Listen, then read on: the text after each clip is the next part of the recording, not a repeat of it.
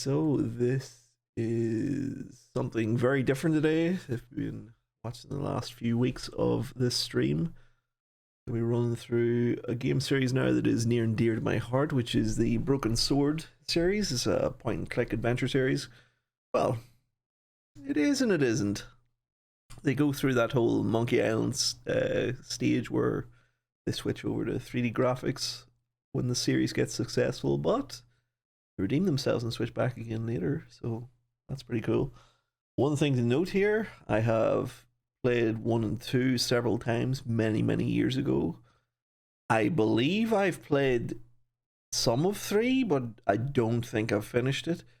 Don't think I've ever played 4 at all. Don't think I've ever even had that installed on my computer. I don't have it in any platform, so I'm gonna have to look into getting at it some stage when we get to that point. And I have 5 in my Steam now for ages, waiting to get around to playing it and never did. So I'm gonna finally cross all of that off now that we're between games again. We did try this once before on the stream. I want to say it was about 5 or 6 years ago, maybe. Maybe not even that much. Might have been 4 or 5 years. I did have the intention of doing this playthrough of this whole series before, and when we booted up Broken Sword 1, the resolution was like, it was set for like the old screens, so it was about this fucking size here, if you can see my highlight on my screen. So yeah, it basically it had like black bars down the sides of the screen like that, so you were trapped in the middle. This is a... would we say it's a long run series story? No, I would say the stories are standalone, so Indiana Jones would be a good comparison, how Indiana Jones does its story. So it's kind of like a long running story, but it's not. Each adventure is like its standalone thing, and that's how the games in this are as well.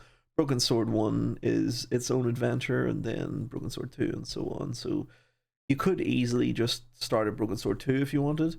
The only thing is you'll meet some characters in it who are familiar to the main character, George. So you'll have that usual, like, who is this person? Why does my main character know who they are when I don't?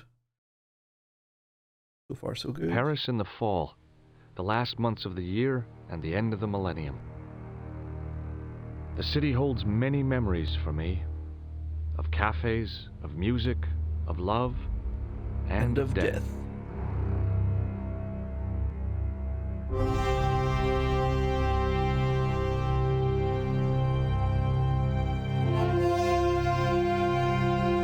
Remember when Virgin used to be into publishing games? Wow.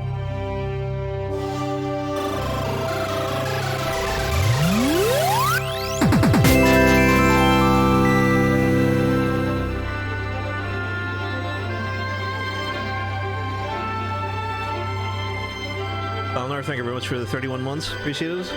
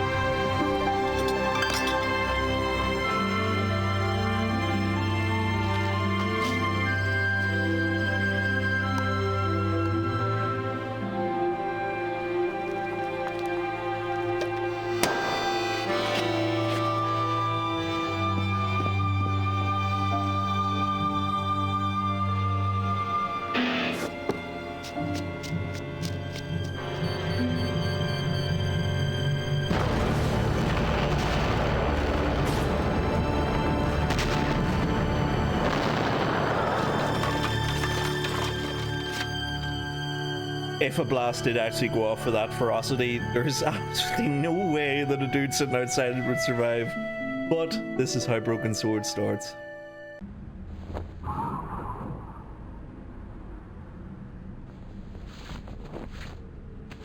As I picked myself up, all I could hear was the ceaseless drone of traffic. Life went on around me. But the explosion was to change my life forever.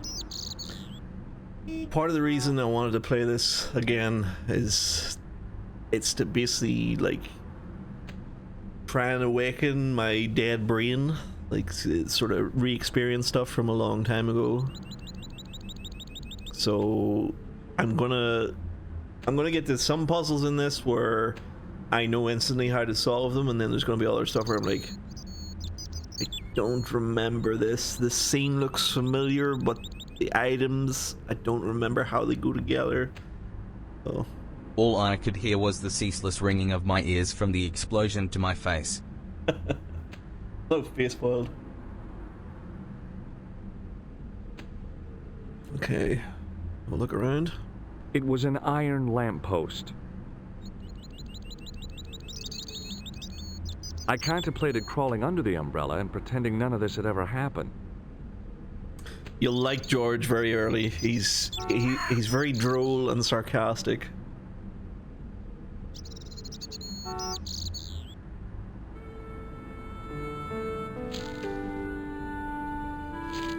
The leading article referred to the visit of a Nobel Prize winner from some unpronounceable Eastern European state. That was the only news story. The rest was rumor, gossip, and sensationalism. Then I noticed the writing at the foot of the page.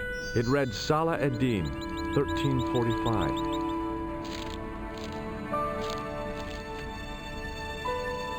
Okay, I think that goes into our inventory. Can we look at it? It was a Paris daily tabloid newspaper, full of sex, scandal, and sports results. I considered climbing the lamppost, but it wasn't going to shed any light on the affair. Okay. I think that's everything. I considered straightening the table, but I figured it best not to disturb the evidence. You literally just took a newspaper from the scene with handwriting on it, but you're not going to stand up a table? Okay then. Okay, I think we can go in here.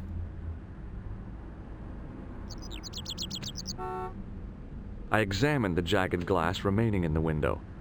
It was broken, all right.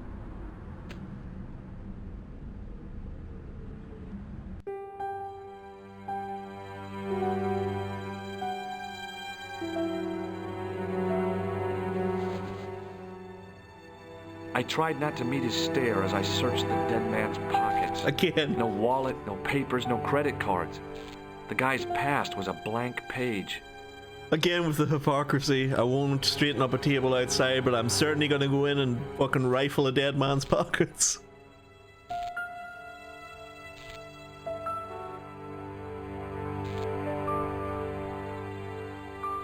I needed a stiff drink, but I hated the taste of brandy. Okay, so there's a bottle of brandy on the counter. See if the waitress is okay.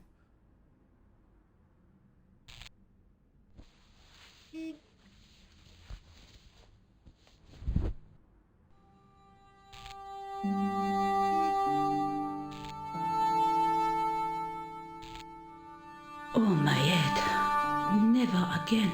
How much vodka did I drink? Oh, no, don't tell me. What is your name, Sherry? George Stobart, ma'am. Oh, American. She asked the question quite innocently, but I could sense her reserve. It was something which seemed to afflict all Europeans. You look like you could use a little help. I could use a little drink. I feel sick, dizzy, and bruised. I don't even remember the party. Just relax and take it easy. You've been knocked out. You don't say.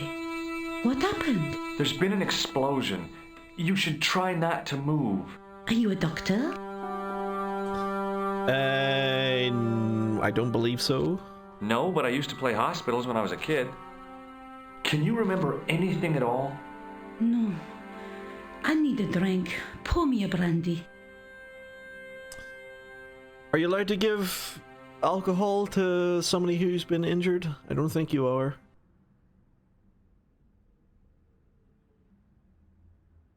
You know, Thalnar? I'm afraid I wouldn't be too hot on first aid stuff.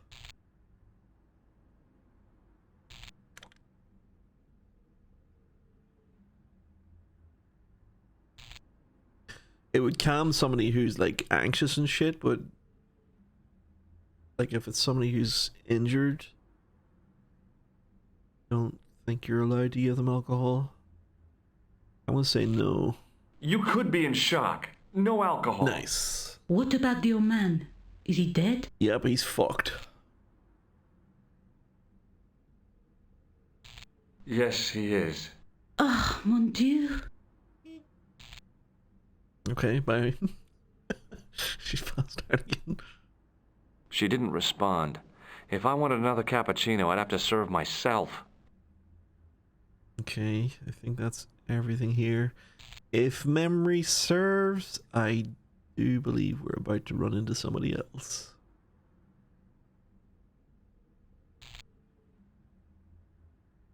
Oh no, maybe not.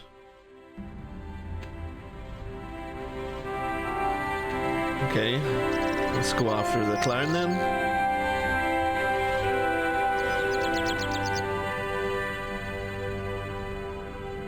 Going down into this alleyway. Music is fantastic in this. That they did the whole game with like a full orchestra.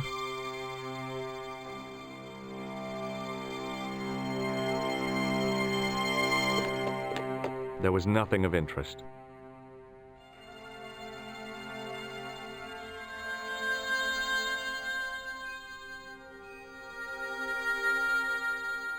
I tried to lift the cover with my fingers, but couldn't gain any leverage. Okay. Let's have a look at the trash bins. It smelled like someone had dumped a truckload of fish in a locker room on a hot summer afternoon. I think that's everything. We do anything with the drain pipe? I took a deep breath and prepared to climb the drain pipe. I remember this.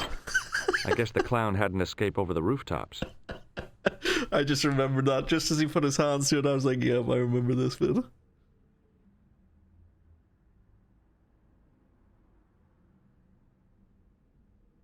Okay, so we've seen everything in here. There's no sign of him. Use hamster with freezer. There'll be plenty of that time for that later, I can assure you.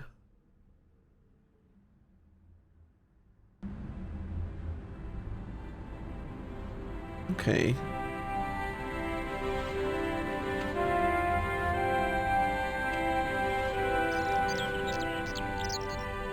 I was gonna say, what's the deal with this, like, parachute thing, but that's the tarpaulin that was torn from the top of the shop there. Right, I don't think there's anything else we can do here then. Oh, I guess we trigger the next part, which is to attempt to leave the scene, and let's see how well that goes. Freeze! Hold it, right there. Oh, don't shoot.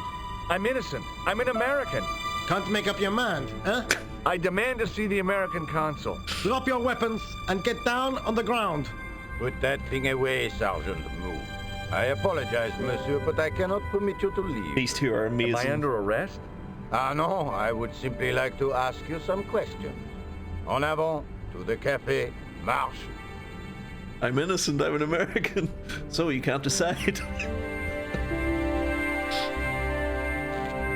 What a mess. This bombing is an outrage, is it not? Stop that, monsieur. Stop holding your breath at once. Has it occurred to you that he may be dead, Moo? Oui, monsieur, but I prefer to look on the bright side. Besides, I recall a case where the killer escaped by feigning death. However, in this case, the man is quite dead. Clearly, the killer knew of his presence and... How many times have I warned you about premature extrapolation? All we know is that he is dead. it seemed reasonable to assume... A great detective assumes nothing. Take Maigret, for instance. But he was a fictitious character, monsieur. Why, he was no more real than Poirot or Tintin. That's different, Moo.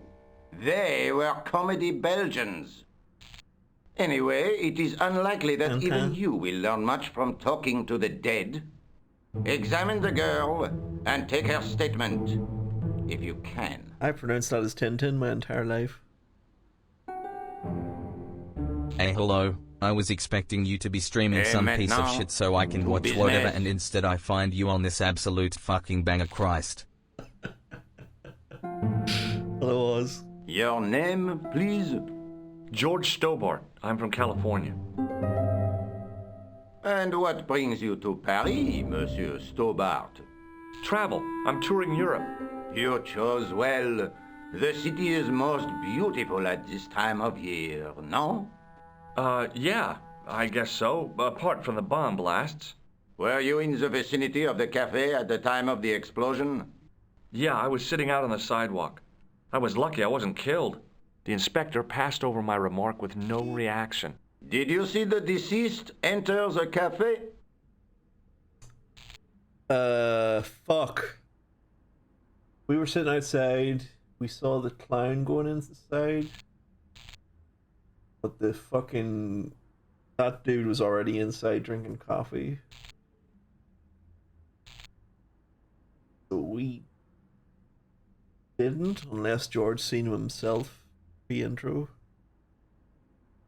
We, the viewer, didn't. No. Did you see anyone else in the cafe? Yes. Yeah, there was a guy dressed as a clown. He was carrying an accordion. An accordion? Bon, the picture is forming in my mind, and it is not a pretty one. Is the girl all right, Moo? She'll live. She confirms the American statement. Nice. A clown with an accordion, no doubt an elaborate and eccentric disguise. Very well. Eh bien, I have heard enough. What do you mean? I am satisfied that you know nothing. You may leave. I hope this little incident does not spoil the rest of your vacation. What about my personal safety? Can't you at least give me some advice? What can I say? Stay alert and look out for suspicious characters. And don't cross the road until the little man shows green. Great advice. I honestly believe you are in no danger, monsieur. Should you remember anything of importance, please contact me. My card.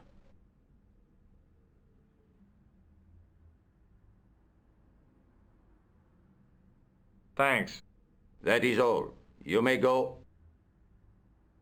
I wonder if you'd There's given... not much to go on, monsieur. God damn. On the surface, no. But what lurks inside the subconscious?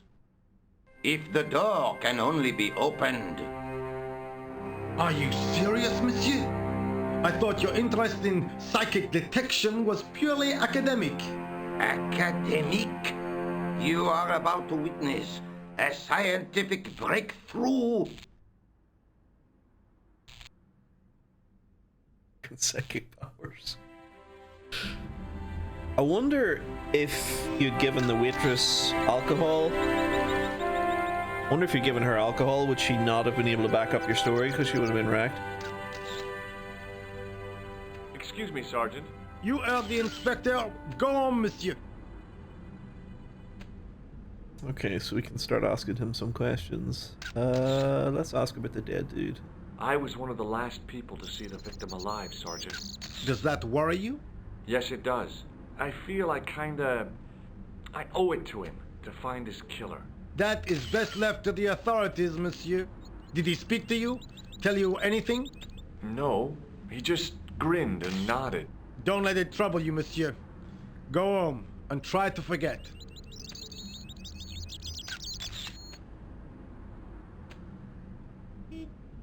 Surprised we didn't tell the detective about the briefcase outside.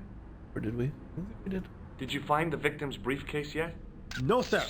The inspector gave me specific instructions to guard this door.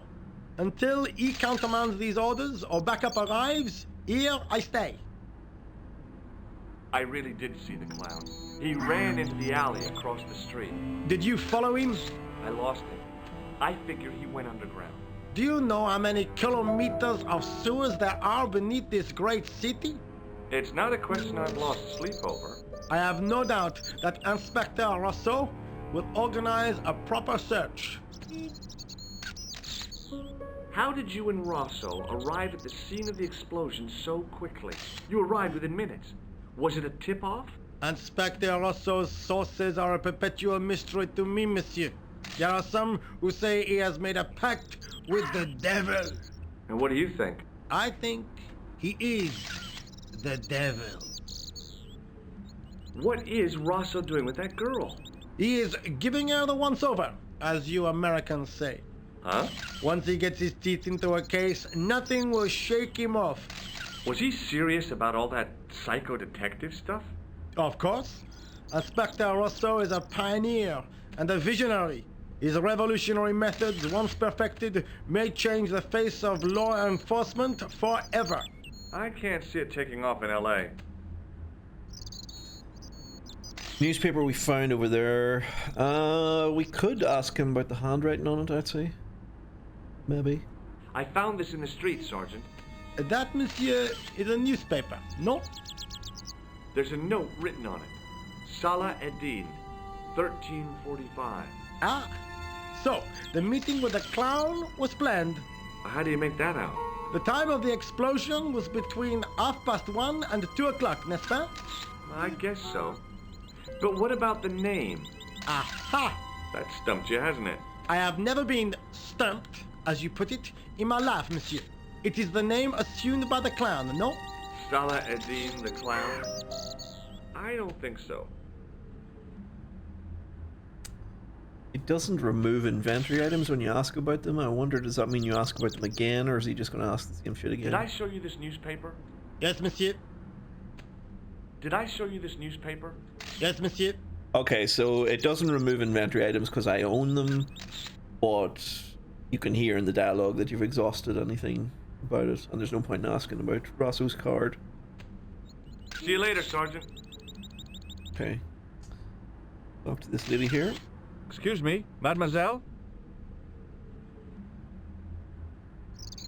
Hi, my name's George Stobart. Oh, an American by the sound of it. Yeah, that's right, on holiday in Paris. Some holiday, huh? You were here when the bomb went off? Sure was. Sat right out front of the cafe. Did you notice a middle-aged man, maybe 60, with an hat and overcoat? I couldn't believe it. She hadn't even asked how I was feeling. Nobody gives a fuck, he went George. inside just before the bomb exploded. You weren't related to him, were you? Oh no, nothing like that. I am Nicole Collard from La Liberté. Well, what's that, some kind of nightclub? No, it is a newspaper. You're a reporter? I'm a freelance photojournalist. Say, you can interview me about the bombing. You know, an eyewitness account. Minutes after the outrage that shook the whole of Paris. You know, real-life drama, human interest, that kind of stuff. I'll just stick to the facts, thank you. Did you see who planted the bomb? I know it sounds crazy, but he was dressed like a clown. Oh God, it's him again. Okay, so she is familiar with this case already. Let's see. I guess we just follow the flow of conversation and ask about the clown.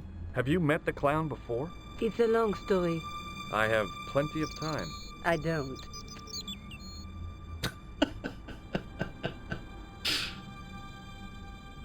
Who's the guy you were supposed to meet? His name was Planter. I didn't know him, but he called me last night. He said he had a story which would interest me. He asked me to meet him at the cafe. I guess I'll never know what he wanted to tell me. Not unless you have Rosso's gift for psychic interrogation. So she knew the dead guy? How did Plantar get your name? Through the newspaper La Liberté.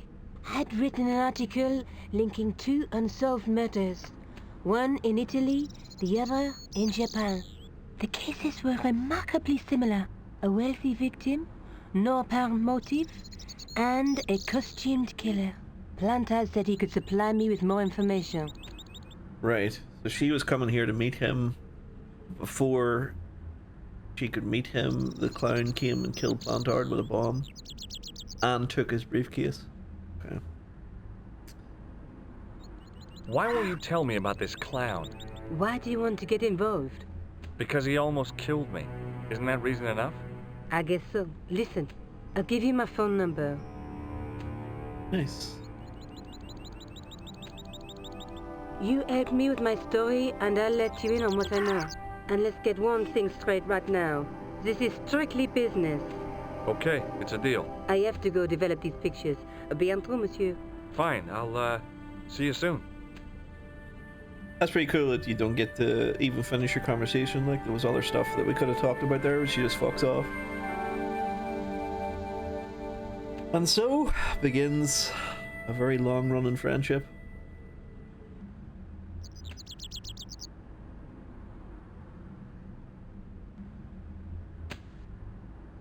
Nice touch. I see you get to see her leave as well.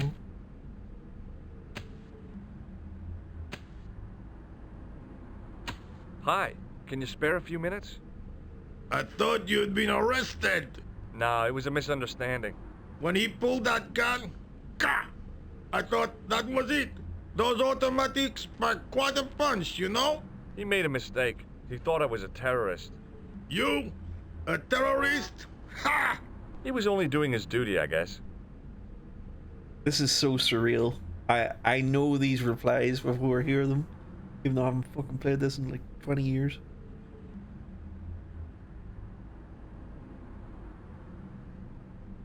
I guess we'll ask about Plantard. Did you see an old guy with a briefcase? Wait, silly old coot. Do you know what he said to me? Work fascinates me, he says. I could watch it all day. Care beat. I could have knocked his block off. Yes, you are the psychic detective. Got this clear vision of this case coming to me. Did you recognize the old man? No. Should I have done? Was he a celebrity? No, but I guess he is now. His name was Plantar. Was? He's dead then? Yeah. That's too bad. Now I wish I hadn't called him what I did. If only I could turn back the clock. If only I'd been more tolerant. Regret and remorse are strange emotions. They really bring out the hammiest actors in people. Did you see a clown come by this way? A clown? Like in a circus? Yeah, with makeup and a big red nose. He didn't come this way. Huh! Those guys are funny, aren't they? Not in my experience. I love the circus, especially the horses. You haven't answered my question. Have you seen a clown?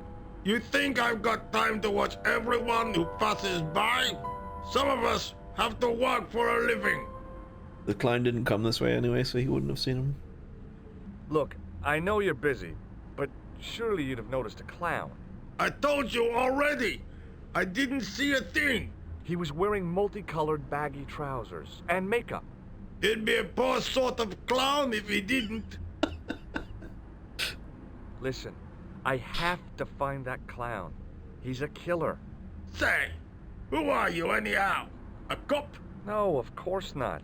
I mean, do I look like a cop? I guess not. How do you know this guy's a killer? Did you see him in action? Didn't you hear the explosion? The cafe was blown up. The clown killed the old man? That's right. Blew him up with a bomb concealed in his squeeze box. Merde. But why did he go to the bother of dressing up like a clown? Who can unravel the tangled logic of a killer's mind? I guess it's some deep-seated psychological need. Or just plain showmanship.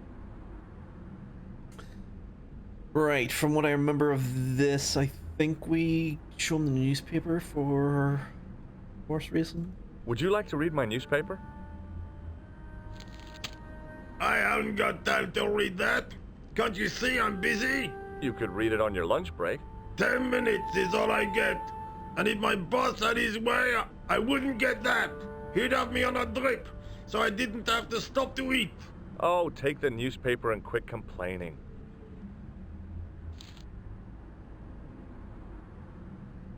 Bah! Look at this! Damn bleeding heart liberals! Tja! Save the dolphins, catch them and eat them, I say! All that fuss over a bunch of fish! Nah, that's more like it! Look at the size of those! Like champagne bottle corks, no? Ah, what's this? Saladin running in the Prix de l'Arc de Triomphe! It's a racehorse? A horse? A legend!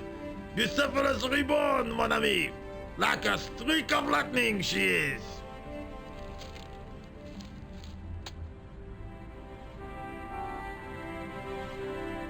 Do me a favor, won't you? Keep an eye on my hole. I'm off to put some money on that nag.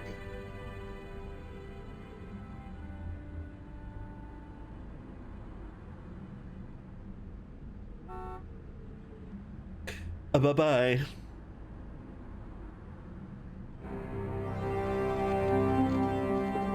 I'd found just what I wanted. A tool for lifting manhole covers. Let's roll. Keep an eye on my hole. I already do.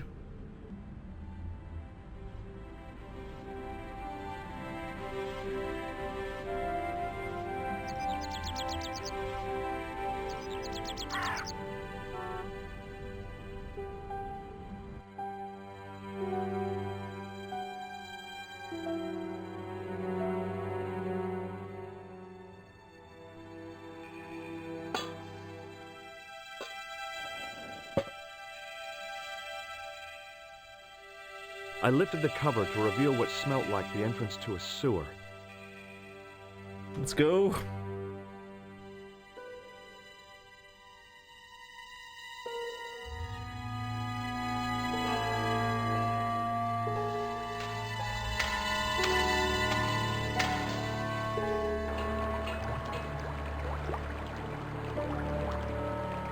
Okay. And this.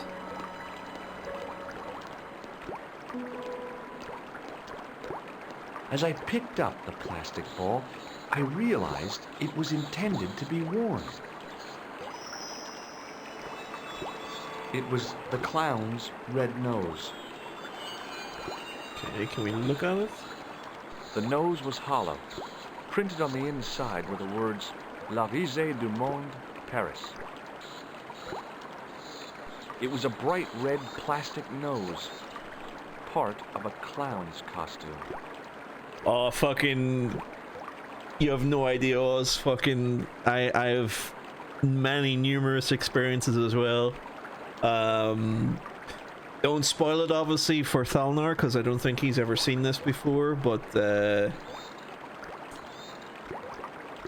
a particular area with a particular, creature. I was stuck there for fucking hours. Don't fucking allude to it, but I'm pretty sure you'll know where I'm talking about. And yeah, you never had fucking internet back in those days for jumping on fucking Wiki Williams. Yes, yes, yes. Sodden tissue. It was cold and greasy, like breakfast leftovers. Yeah, so look at this. It was the soggy tissue I'd found in the sewers.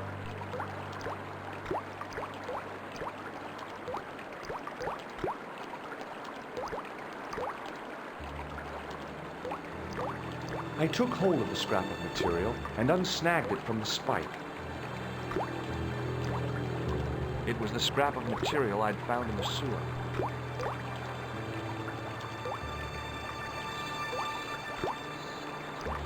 Okay, so you can combine stuff as well. Alright, so we have found a red nose. We found a soaked tissue. From scrapper material. Okay.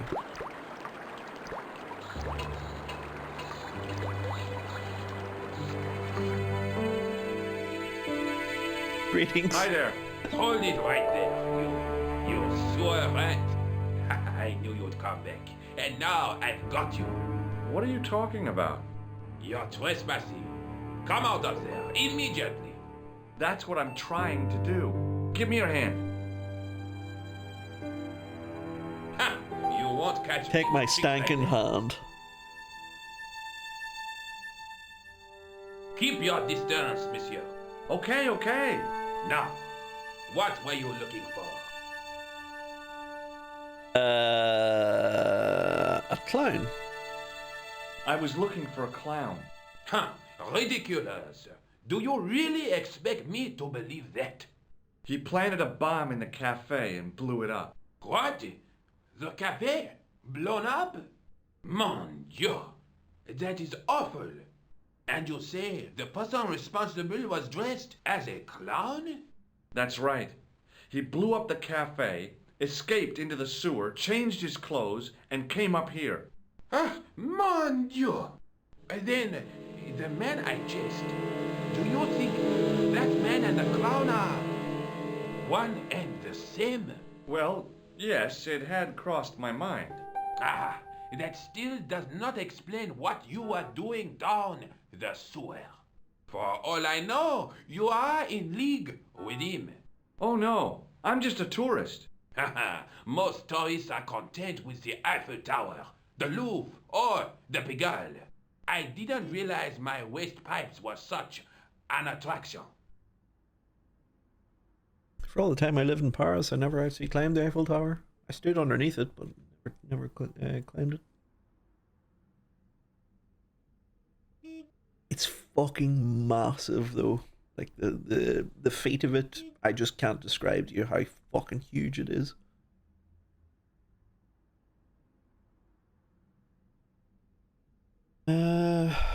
One thing about the old dude, though, and this is not to say suspicious or anything, like this place is literally just down the street from the explosion. How the fuck did he not know that the explosion went off? I have this very sus not clown nose in my bag. I am totally not a clown. Okay, let's ask about this. Take a look at this false nose. I've never seen it before in my life. Okay, that led nowhere. Tell me about the man you apprehended. What is there to tell? He was a typical criminal type, just like you. What I love about the animations, there's a political, there was a political show many years ago, Thalner. I don't think you'll know it unless it was adopted for like European stations. It was called Spit and Image, and basically it was like Sesame Street type puppets would do a lot of political sketches and stuff, and they have a very unique way of talking, similar to Sesame Street, just where the puppets like open their mouth and open and close it like this, like really emphatically. And because the resolution is so shit on an old game like this, like they have the characters talking like that as well, like where the jaws like open like far more and far more animated than what you would normally for talking, just to show clearly that the character is talking. It's just, you can't unsee it. I'm not saying it's shit, it's actually like really nice looking. It's just something I've noticed while replaying this. Does the name Plantar mean anything to you? No, it doesn't. Who is he?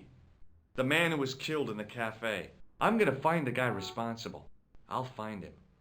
Even if it means following him down every sewer in every city in Europe. Ah, you need some sensible boots. You won't get far in those stupid sneakers.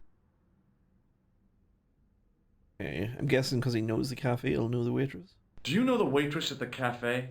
Oh, she isn't hurt, is she? No, she's fine. Oh, thank heavens. A poor girl like her isn't safe with the likes of you roaming the streets. Can't you understand? I'm not a gangster. I'm an American tourist. Ah, that's what you say. He might know about the briefcase actually, since he said he chased the clown. Was the guy you saw carrying a briefcase? I didn't notice. Now are you going to leave, or do I have to call the police? Mr. I am the police. Perhaps you'd like to take a look at my card? Holy shit, you can't actually say that. What is this? Inspector Augustin Rousseau? What does that say? Hominoid Division? A homicide. I think the ink's smudged. Then you are not a tourist. Okay, I'm not. I lied to you, and I'm sorry. Don't apologize, monsieur. You know, I had a feeling there was something different about you. It is your posture, your poise. Oh, yes. There is no mistaking the bearing of a disciplined man. And I should know.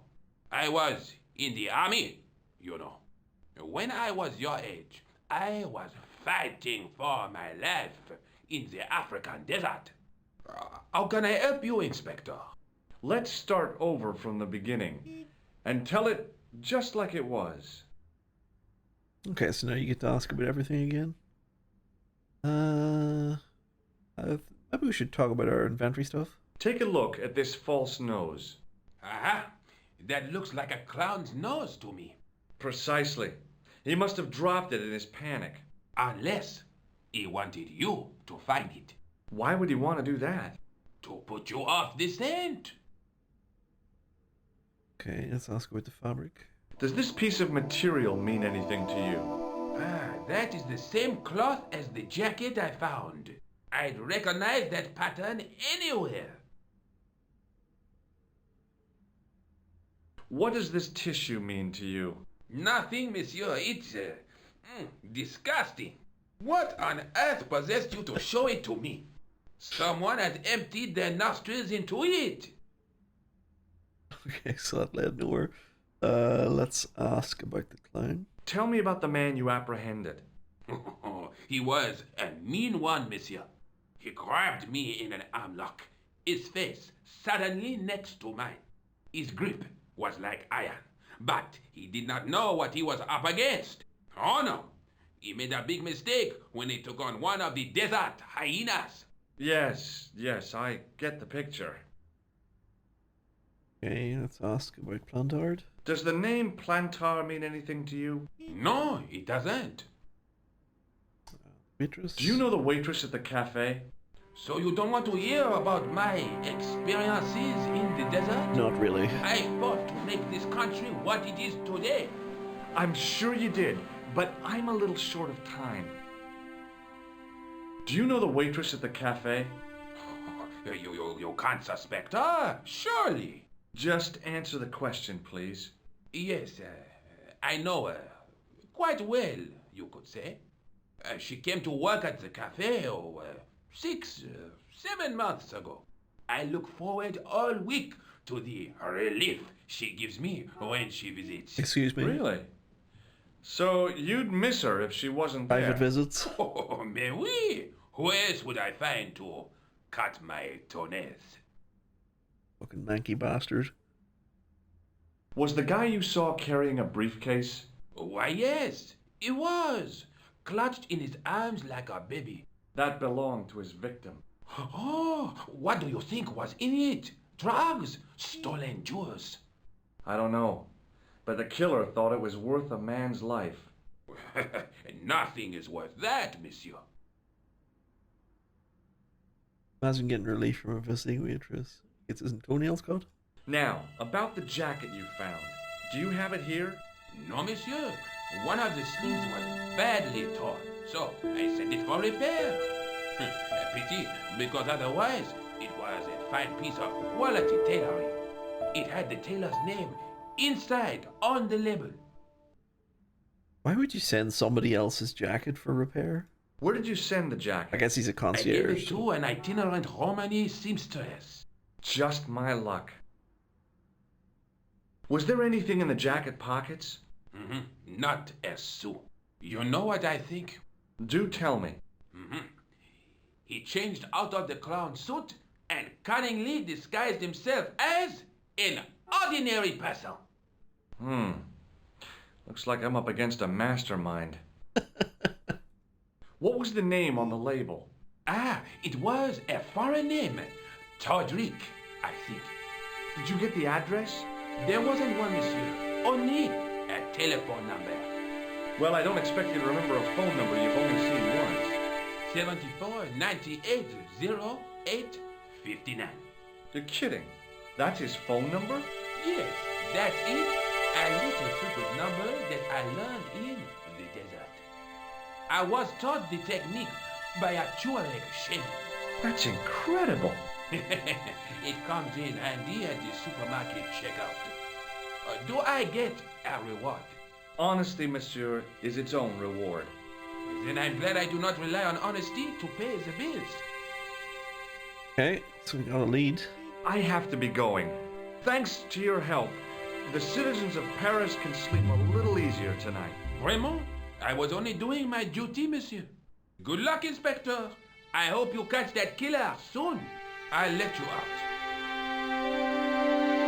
Calling out, the old man's a clown. Nah, I don't think so. I hope you find your man, Inspector. So do I.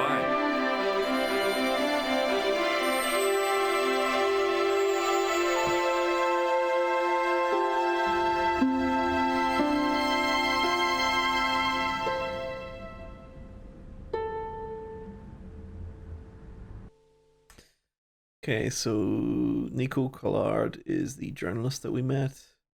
E. Todrick is the note that was on the jacket. Saladin 1345 is the horse details from the newspaper. Okay. Try this Todrick phone number. Hello? Who is this? Hi, my name's George Stobart. You don't know me. Correct, Mr. Stobart. I don't. What can I do for you? Well, I'm trying to trace one of your customers. Could I maybe come over and talk to you? No, that's not possible. Oh, okay. Forget it. Listen, all I want is a name. What are you talking about? Who are you working for? I guess you might say I'm acting in the interests of truth and justice. Thank God. I thought you were the police. There are innocent lives at stake, Mr. Todrick. Lives that you could save. You're collecting for charity, yes? No, I'm not. All I want from you is information. Go on. I'm listening. Okay, I guess we ask about the clown, because I don't think he's going to know Plantard. What do you know about the clown who bombed the Café de la Chandelle Verte? I don't have no idea what you're talking about. You're cool, Todrick. But I think you know more than you're saying.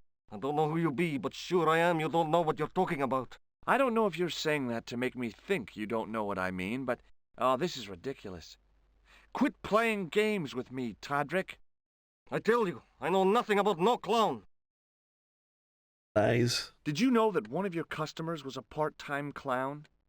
If a guy feels happy with a funny nose and custard down his pants, what's the problem? Do you know a guy called Plantar? No, I never heard of him. Shall I tell you what happened to Plantar? How he was killed in cold blood? I told you, I never heard of Plantar.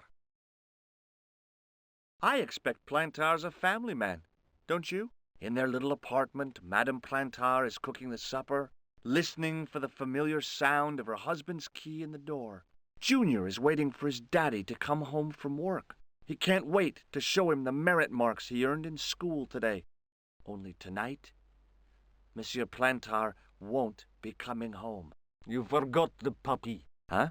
The faithful puppy dog, waiting for the sound of his master's voice. Well, maybe they don't have a dog. What do you think? I don't know Plantar. I never heard of Plantar. None of this has anything to do with me. Interesting. Thanks for nothing, Todrick. Okay, let's try call Nico. Bonjour, Kula. Oh, hi. It's George Stobart, the American at the cafe. Ah, You said to call if I could help. oui. Have you any news for me? You bet. I met a witness who spoke to the clown. And I know where the killer gets his suits. No kidding. Hey, I'm impressed. You are? Well, it wasn't easy. Look, why don't you come here to my apartment? Fine. Where do you live? 361 Rue Jarry. Okay, I'll come right over. Let's roll.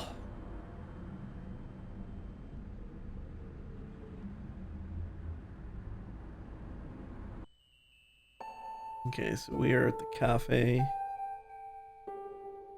Rougerie is where she said she lives. Costa Police is police station, I'm guessing.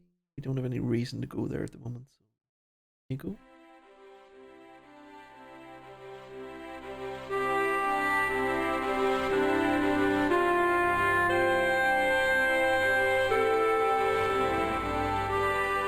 Oh, hi. Bonjour, monsieur. Would you like me to foretell your future? No thanks. I'm very good, and it only takes a minute. Thanks all the same, but I'm not superstitious. Besides, if it only takes a minute, that's not much of a future to look forward to. I love the characters in this.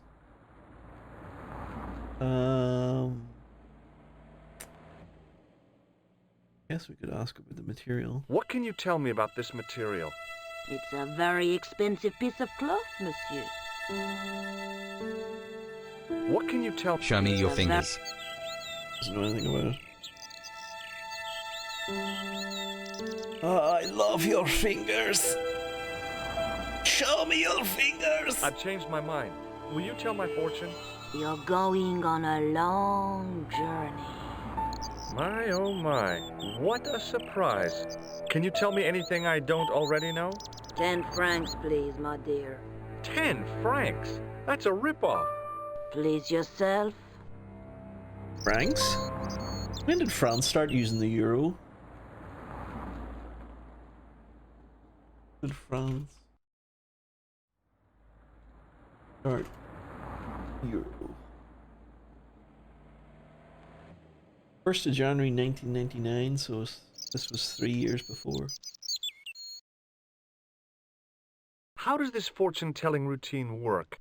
If I knew that, I wouldn't be selling flowers for a living. Haven't you ever wondered why you were blessed with the gift? Well, it's a bit like satellite television, I suppose. Some of us are born with a built-in receiver dish. I just happen to be one of the lucky ones. Can you really foretell the future? Only time will tell, monsieur. The strange thing is, I can't seem to see myself in the future. Other people, I have no problem. But when I try to see what might happen to me, nothing. That must be scary. Maybe. I figure it's a kind of natural safety mechanism. Either that, or I don't have a future. Rip. Do you know a young woman called Nicole Collard? Yes, I do. She lives upstairs from me, in the apartment block across the street. The door isn't locked, but you'll need to give it a gentle nudge. It sticks, you see, because of the damp. The landlord said he'd fixed it before winter sets in. He's been saying that for 3 years. How long has Mademoiselle Collard lived here? A few months. She's in for a shock when the cold weather comes.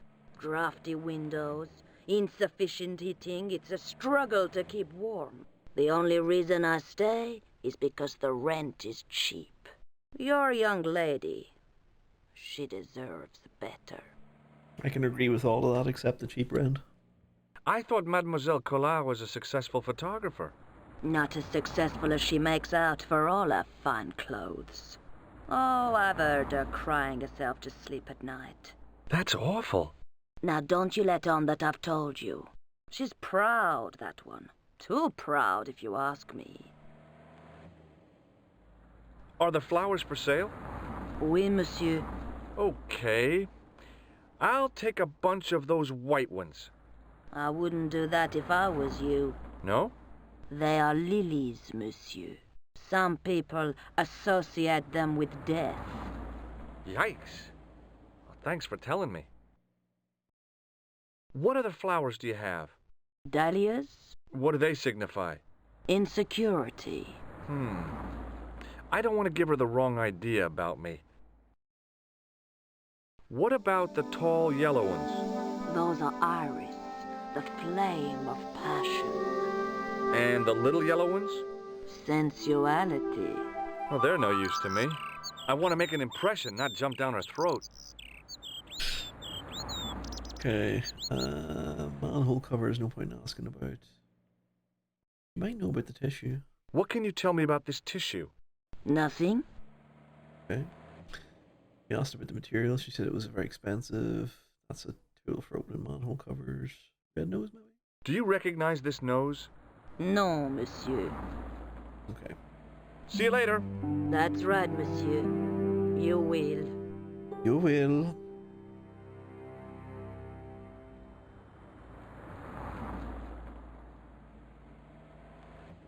Remembering the flower seller's advice, I pushed the door gently just above the lock.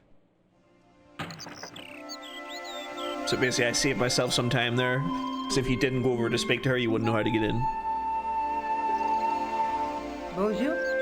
I'm glad you could make it, monsieur. Please, call me George. Fine. I'm Nicole. Take a seat, George.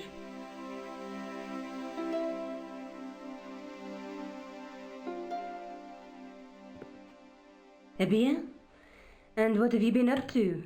I've been exploring the sewers beneath the cafe. I thought I could smell something bad. The clown used the sewer to escape and to change out of his costume. I guess he was in a hurry. He left his jacket behind. And? I got his tailor's phone number. What's more, I know where he hired the clown suit, too. You had better luck than I did. Luck, she said. Luck! Hard work, I'd call it. What happened? I took my photographs to the editor, but he wasn't interested. Can you believe it? He told me to drop the story. But you're not about to do that. Oh, no. I am going to find out what's behind these killings. You know what I think? It's a conspiracy. The police in 3 different countries have kept very quiet about the murders. The press don't connect them at all. They blame them on political, religious, or militant minority extremists. Well, that covers just about everyone.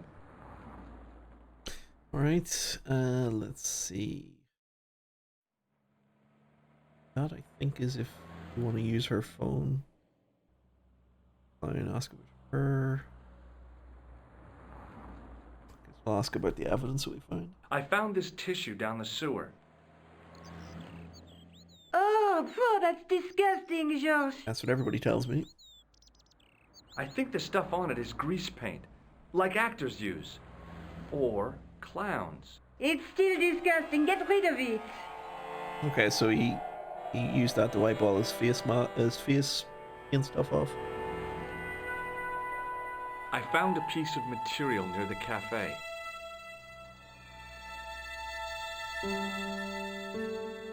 When I showed it to the concierge, he recognized it right away. It's very distinctive, all right. Just wait until you see this. I developed the film I shot at the cafe. Here, George, it's an enlargement I made.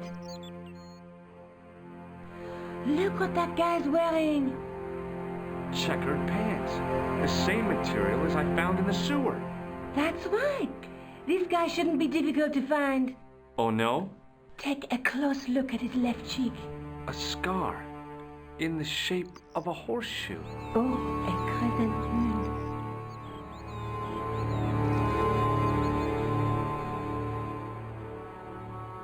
So the killer came back to the scene? How come you enlarged this photograph of me? Because I noticed the guy behind you, of course. I found this false nose in the sewer. It has La Risée du Monde printed inside it. The laughing stock of the world. It's a costume shop near the Gare Saint-Lazare. I'll check it out. Maybe the owner remembers who hired the clown costume. Why don't you put it on, Georges? No way am I wearing this. I'd look really stupid. Besides, he might have had a cold. Gare Saint-Lazare is where the costume shop is. Okay. I remember that. Tell me more about the clown's previous victims. The first was Arno Bellotta, the millionaire pharmaceutical baron. He made his money from amphetamines in the post-war slimming and diet boom. Imagine it! Millions of housewives literally speeding their butts off. Was he killed for his money? No. He had no living relatives, and his fortune went to the orphanage where he grown up. The only witness in the case was his Filipino au pair. She swears he was led to his death by a snowman. What about the clown's second victim? Yamada, the controversial Japanese green politician. He inherited his fortune from his father's electrochemical company. There's no way I can remember these names. He was committed to dismantling Japan's automobile industry. I can't see him gaining much support with a loony policy like that. Yamada was a man of vision. He was years ahead of his time. If you say so. How did he die? At the hands, or should I say, flippers, of a giant emperor penguin. A snowman, a penguin, and now a clown. You know, I hate to admit it, but this is scary. And I'll tell you what, I won't be accepting any invitations to costume parties. I don't blame you for being scared. I am too.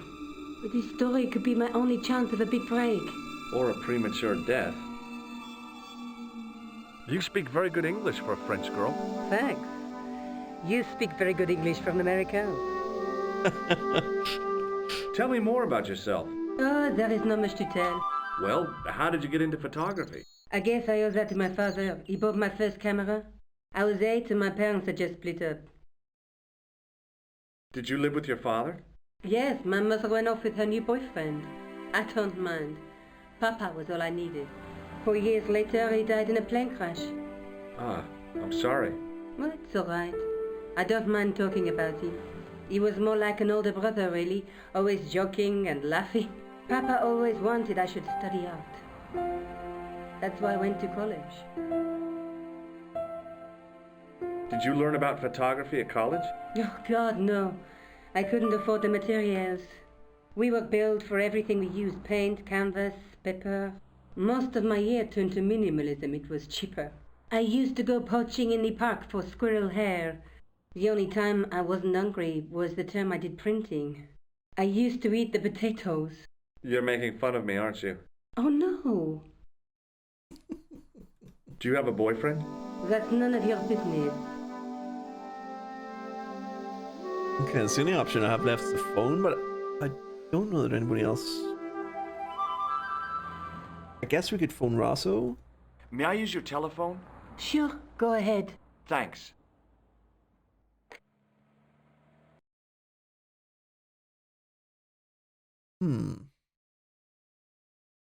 That's the costume shop. It doesn't have a phone number. We already talked to Todrick. We're sitting in front of Nico. Yes, we could talk to Todrick again. Hello? Who is this? Mr. Todrick? Oh, it's you again. What now? Did you make a suit for a man with a scar on his face? A scar in the shape of a crescent moon? Maybe. Maybe not. Tell me where I can find him and I'll leave you alone. And if I don't? I won't leave you alone. I can't tell you anything unless you give me his name. Don't know his name. Do you know where I can find the guy with the scar? I told you. Without a name, I can't help you. Right, so there's no point in talking to Todrick again until we find out who that guy is. Thanks for nothing, Todrick.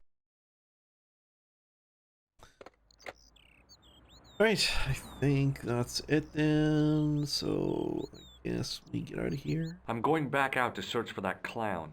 Where? Well, I guess I could visit the costume shop. Good idea. Alright, investigation continues at the costume shop.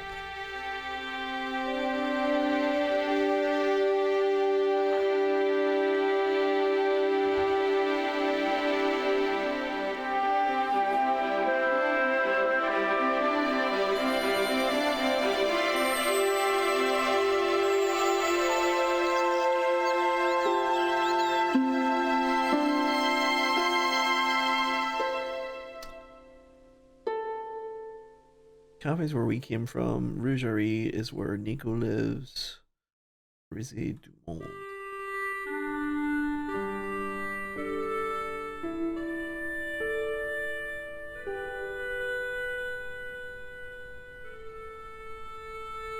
As I was about to touch the dummy, I realized it had the same color eyes as Nico. The strange thing was, I hadn't realized I'd noticed the color of Nico's eyes. Somebody's in love. I gave the dummy Puro a tentative prod, but it didn't move.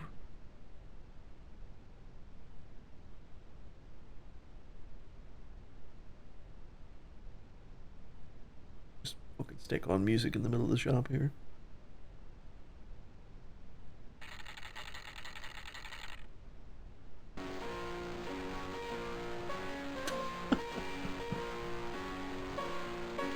Terrible.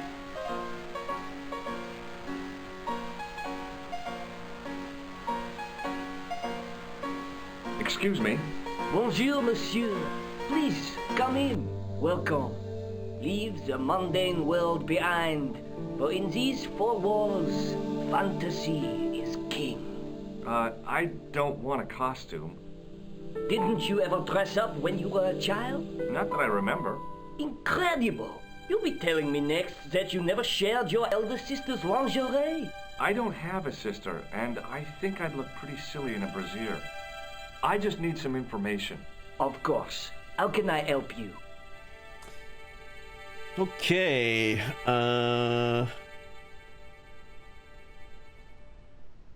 guess we'll start with these conversation options, then we'll go for the kill with a picture.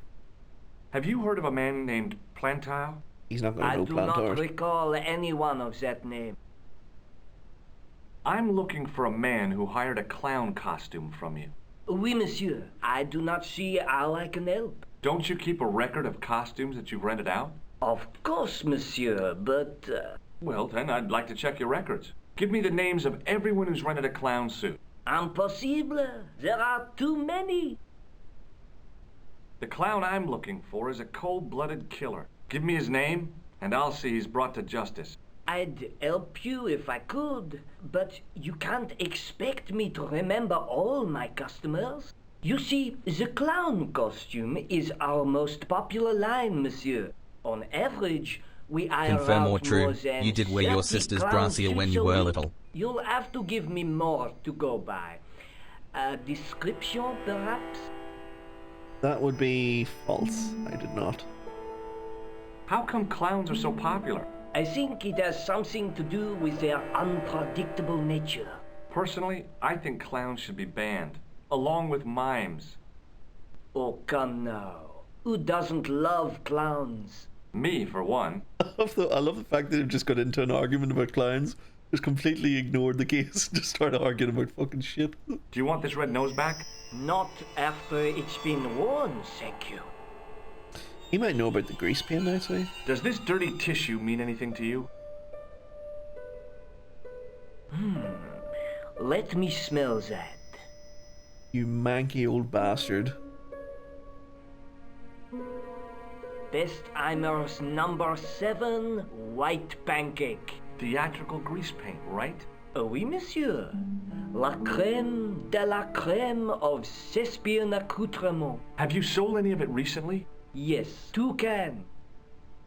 Interesting. About this tissue. I have already given you my professional opinion. Okay, so the only thing we have left now is picture. Do you recognize this man? Ah oui, he was here this morning. Yes. He chose 2 costumes. Bozo the clown and Seamus the pixie. A pixie? Very smart. Green silk with a taffeta lining. He gave me his name as Monsieur Khan. Monsieur Khan, okay. Are you sure this is the same man who That hired the means clown suit? Podrick should help us now. Certainement, Monsieur Khan. Thank you very much, old man. Thanks for your help, buddy. My pleasure, monsieur. Allow me to shake you by the hand. Huh? Well, okay. I remembered that. What are you trying to do, kill me? You did not find it amusing? I never saw the funny side of electroshock therapy. Eh bien, it is yours to keep. A gift? Do I need a license? No, but I give you a word of warning, monsieur. What? Remember to switch it off before you visit the toilet. Nice. That old dude's cool. I love all the characters in this one. Right, so we never need to go there again now, so you can see it's grayed out.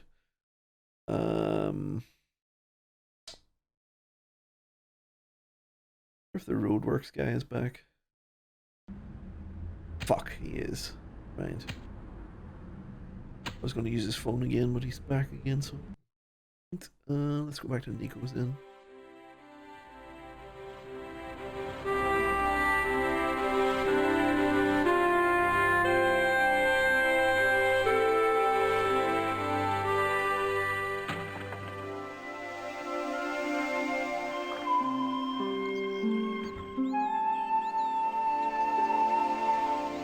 Salut, George. What news? I've been to the costume shop.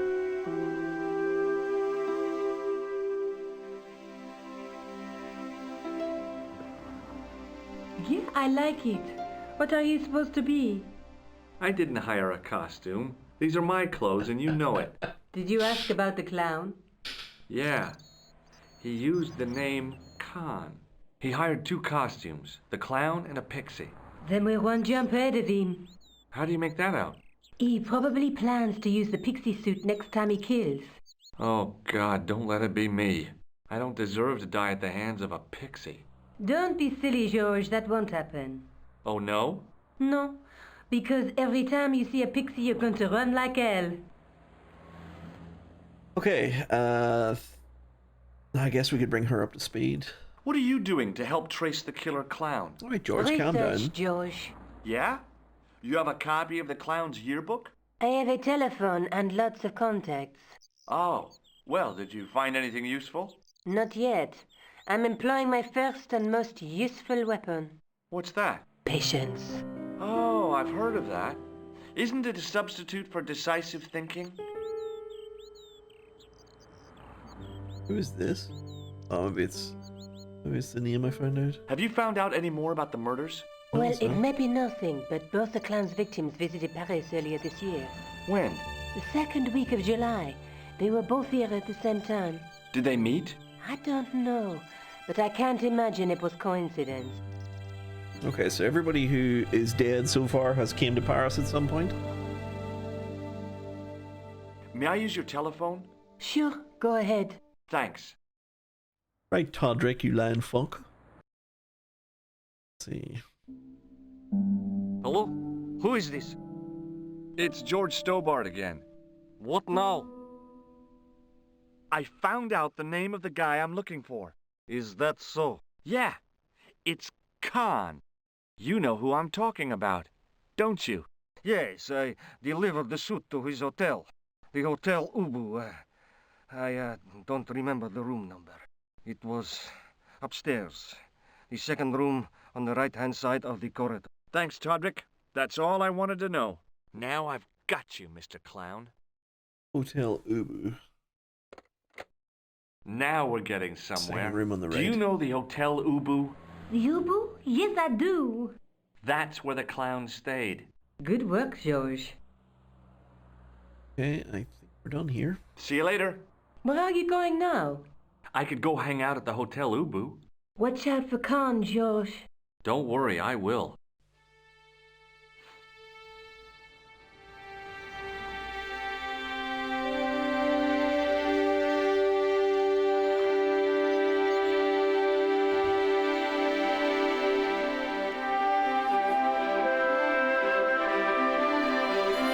Hotel Ubu.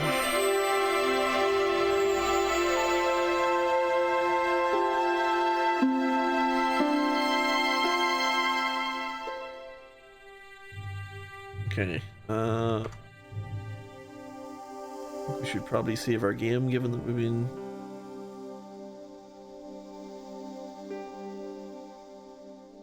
playing for so long.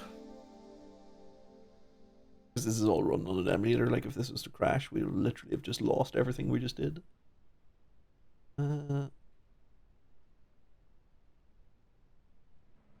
Excuse me.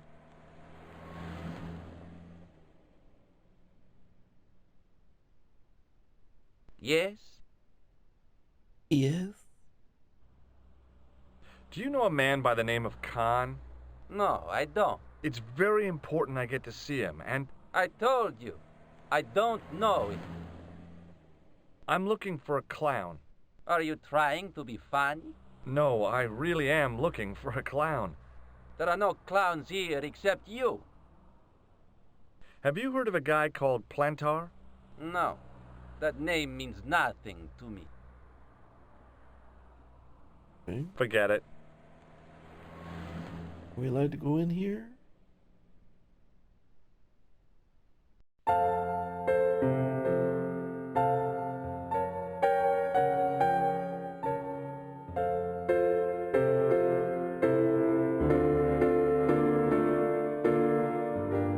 Oh, this dude's so fucking I want some annoying. information. Who are you? The police? I'm conducting a private investigation. Ah, I know only too well what you mean. That is one of the drawbacks of the catering business. When people book into an hotel, they leave their morals at home, no? Do you have a guest by the name of Khan? No, monsieur. Perhaps you would care to check the register. The man who calls himself Khan has a scar on his left cheek. Raymond? I tell you, I do not know a man named Khan. Maybe not, but I noticed a change in his expression when I mentioned the scar. Oh, he's lying. Do you know a man named Plantar?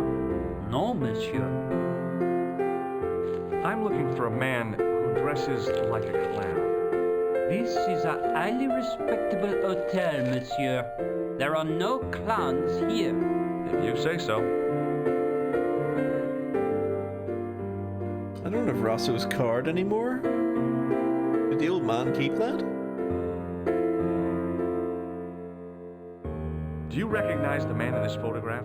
Yes, monsieur. That man is one of our guests. Okay, this is definitely What the right name? place. I cannot tell you that.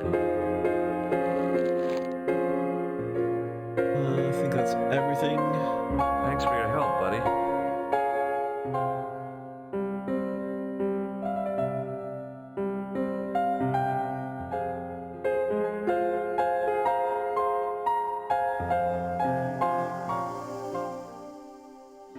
Music is just a little bit loud.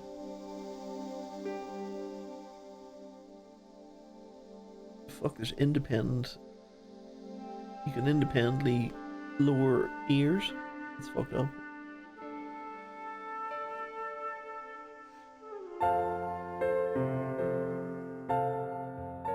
Excuse me, didn't I see your picture in the news? You're that Nobel Prize winner from some unpronounceable Eastern European state. Yes, that is me. Oh, the guy from the newspaper. I don't want to worry you, but have you had any threats on your life? You know, mysterious phone calls, letters made up of headlines cut from the newspaper. I don't know what you're talking about. Do you know a guy called Plantar? I don't know anybody in Paris. Oh, well, this guy's dead anyhow. Why do you ask me about dead men? I have seen enough of death to last me a lifetime. I'm, sure you have. Have you seen a clown? I beg your pardon? The clown. A guy in funny pants. Have you seen him? My pants are from England. Marks and Spencer. They are a pleasure and a comfort to wear, with much support. I'm real glad to hear that. You know, it's good to know you Nobel Prize winners are human too. In my country, the people make do with string and egg cartoons. For pants? For everything. Oppression is the mother of ingenuity. For pants? Do you recognize this man? He calls himself Khan. Yes, I know this man. Why do you carry his photograph? I'm a private detective. What's your interest in Khan? He is an enemy of my people. You know he's a killer. Of course, amongst other things. Would you help me investigate Khan? That is not possible. My instructions are to observe. I cannot jeopardize my position as an honored guest of this country's government. So this Nobel Prize winner knows who he is? Okay. Thanks for your help. Goodbye.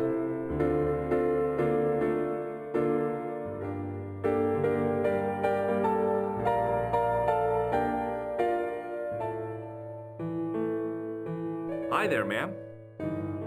Well, hello. What can I do for you? I'm looking for a man. You disappoint me, my dear. For one foolish moment I thought, but never mind. Aren't you going to tell me your name? George Stobart. Really smart script. How sweet! I once had a stable boy called George. I am Lady Piermont. The common reaction is to kneel and stutter, but it's not obligatory. A real lady?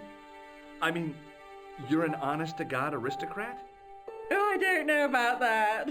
Few of my ancestors are honest, not even to God. I can trace my family back to the Normans, but don't let that intimidate you, George. Beneath that impressive pedigree, I'm just flesh and blood. The blood may be blue, but the flesh is the plump beef of old England, so to speak.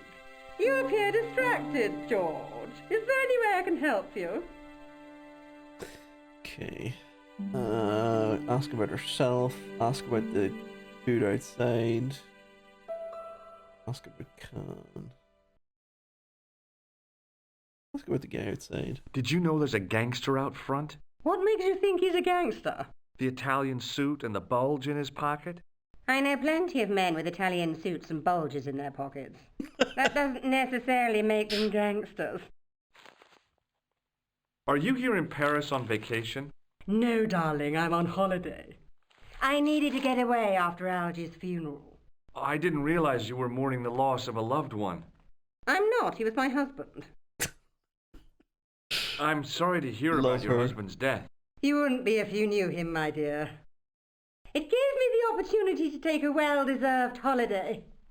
Daphne suggested a change of scenery. Paris, she said. A wild romance is just what you need to take your mind off the inquest. Well, the closest I came to romance was being wooed by a drunken Breton chef. I must say I was disappointed with his coq au vin. Not at all what I was expecting. I was thinking of cutting my holiday short, packing my bags and heading back to Hemel Hempstead. That was until last night. People from Hemel Hempstead in England actually speak like this. Source, I have spoken to them. What happened to you last night? I was stricken, Mr. Stobart. Cupid's arrow has cleft my bosom. They couldn't really miss. It was just as I'd always imagined it should be. The intimacy of candlelight, romantic music tinkling across the room, and then a stranger's glance. Those brooding eyes, that suave manner, those tight trousers. He was the man I'd been waiting for all my life. I'm glad he finally turned up after all these years. Ah, but it wasn't to be. He was merely toying with my affections. And if I ever catch up with him, he's dead. Who was the guy who led you on? His name is Merlin. I'm looking for a murderer. Good heavens! You're a private detective. That's correct, ma'am. What's the term you Americans use? It's on the tip of my tongue. Private dicks. I believe what you're thinking of is Dick. Precisely. Have you come across a man who calls himself Khan? I am familiar with only one person named Khan. Genghis Khan, the legendary Mongol barbarian chieftain? No, darling. Kevin. Kevin Khan? I never heard of him. I'd be most surprised if you had, darling. He's a pharmacist in Hemel Hempstead. Organises fundraising for the Rotarians. Lovely man. Does he have a scar on his cheek? I really wouldn't know, sweetie. Okay, let's ask about the photo. Do you recognize the man in this photograph? My God, it's him! That's Merlin! She represented everything I loved about the English. The lady was totally deranged. Merlin? You mean King Arthur's wizard? Good heavens, no! Monsieur Merlin is a fellow guest. He's the man I've been telling you about. That's the man who spurned me. The man you know as Merlin is a fake. What do you mean, sweetie? He's a murderer. He also uses the name Khan. I am shocked, Mr. Stobart. Shaken. I took him to be a gentleman, a man of honor. Do you know, I'd rather like to assist you in stitching him up. When did you last see Merlin? It was no more than an hour ago. He came downstairs and spoke to that clerk chappie. Something passed hands. I couldn't see what exactly. A briefcase? No, smaller than that. A bundle of papers, perhaps. The clerk put it in the hotel safe and Merlin went out. Okay, so he was here an hour ago, he put papers in the safe and fucked off. Are you sure you saw Merlin putting documents in the safe? Yes, darling, positive. I wonder what they were. Obviously something of great importance. Yeah. I'd sure like to get my hands on whatever it is. I'll bet they had something to do with Plantar's briefcase. Has Merlin returned to the hotel? No, he hasn't. Are you going to search his room? If I could get in there, I would. I have to go, ma'am. Okay. We've heard as much as we can from her. There's a key here. I'm pretty sure he tells you off. Excusez-moi, monsieur. What? You were trying to steal that key, no? Borrow it? No way. Am I going upstairs?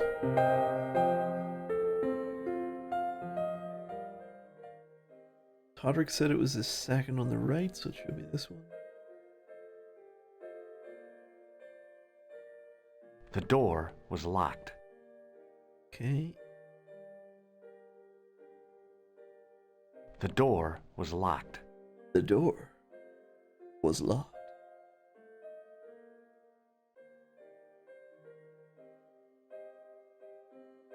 The door was locked. Okay, so there's nothing to do upstairs.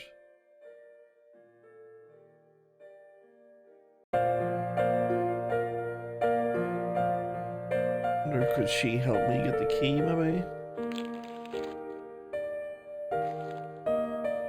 Hi, ma'am. Hello, George. What can I do for you now? Nice. Would you distract the clerk while I borrow a key? Are you asking me to aid you in a criminal act, darling? Certainly am. I guess I am.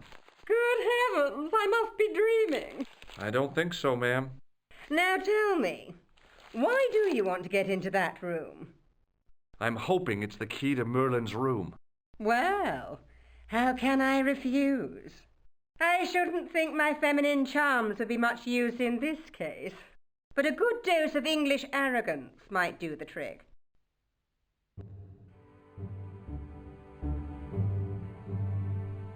She goes over here and gives him shit. I remember this. I say! You there? Flunky! Oui, madame. Listen carefully. You do understand English, don't you? But of course, madame. Good. I wish to deposit some jewelry for safekeeping. I understand. Are you quite certain? Oh, bien sûr, madame. Over to you, my dear. Thank you very much. Grab our key. Yoink. Go, go, go.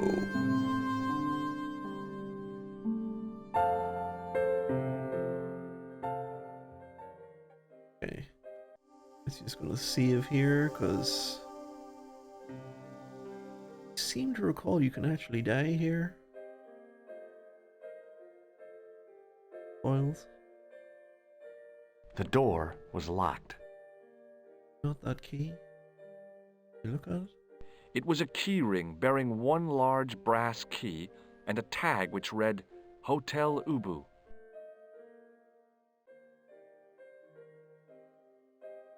The door was locked. You have to use the key on the door. It wasn't the right key for the door. Ah, okay. You'd think he would do that on his own, but see why it's a thing. It wasn't the right key for the door. Okay, try this one then.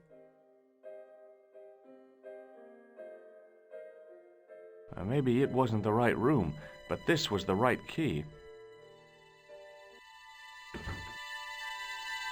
Okay, we don't need to look around here. Here for us. This.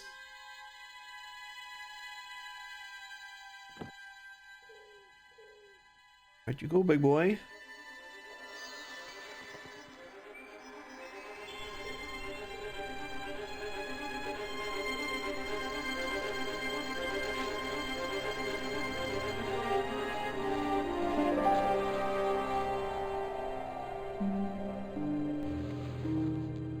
Okay, now this is the actual room that we want to be in. Don't do anything with his bed. Look at his bed.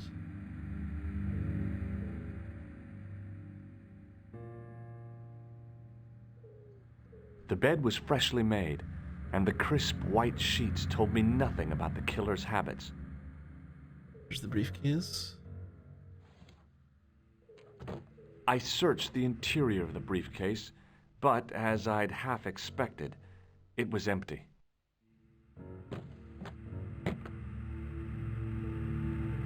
Okay. Nothing on the table. Nothing there. Nothing on the bedside table. Can't do anything with the phone or the lamp. Right. Okay. It is covered. There was nothing in the pockets of the pants. The pants were newly laundered and pressed with immaculate creases.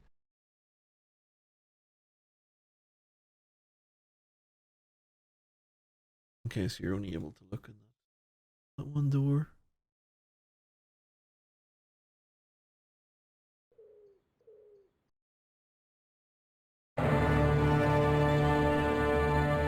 Oh shit. I had the kind of feeling in my stomach Fucking that windows would usually open. send me running to the bathroom. Oh, he's hiding on his own. Fucking windows lying open.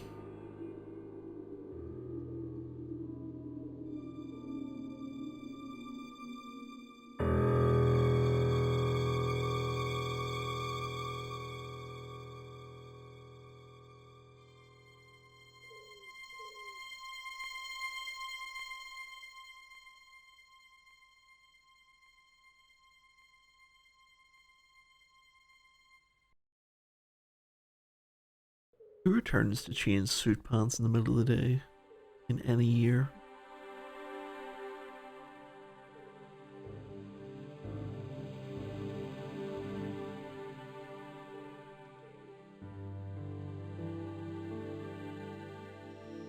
I couldn't believe my luck when I found two items in the pockets of the pants.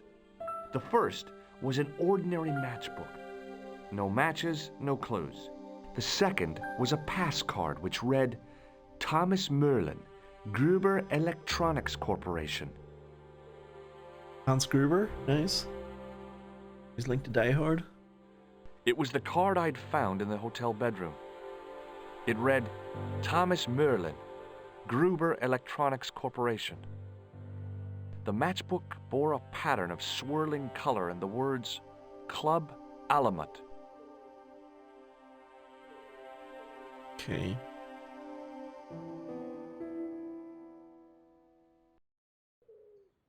Everything. Check the pants. Check the suitcase. Down here. Wait, hold on. What's that? This. The assassin had been too smart to leave incriminating evidence beside his bed.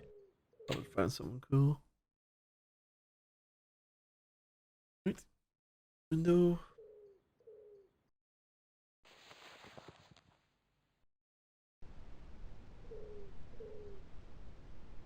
No. If I wanted my shins sticking out of my shoulders, I could have jumped. Mama Stobart didn't raise no suicidal fools, though. From what I remember, I think we have to do this. I resisted a childish desire to toss things from a height. Is that not a thing?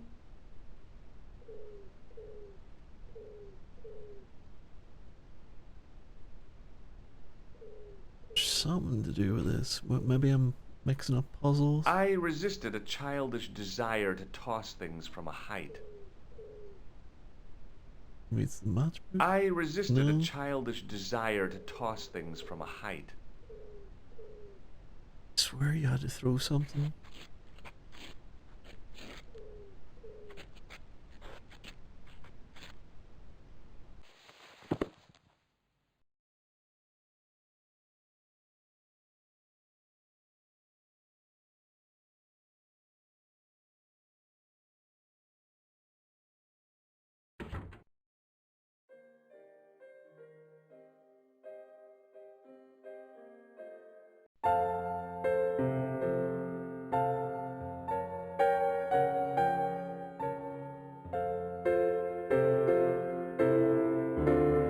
Hi, ma'am.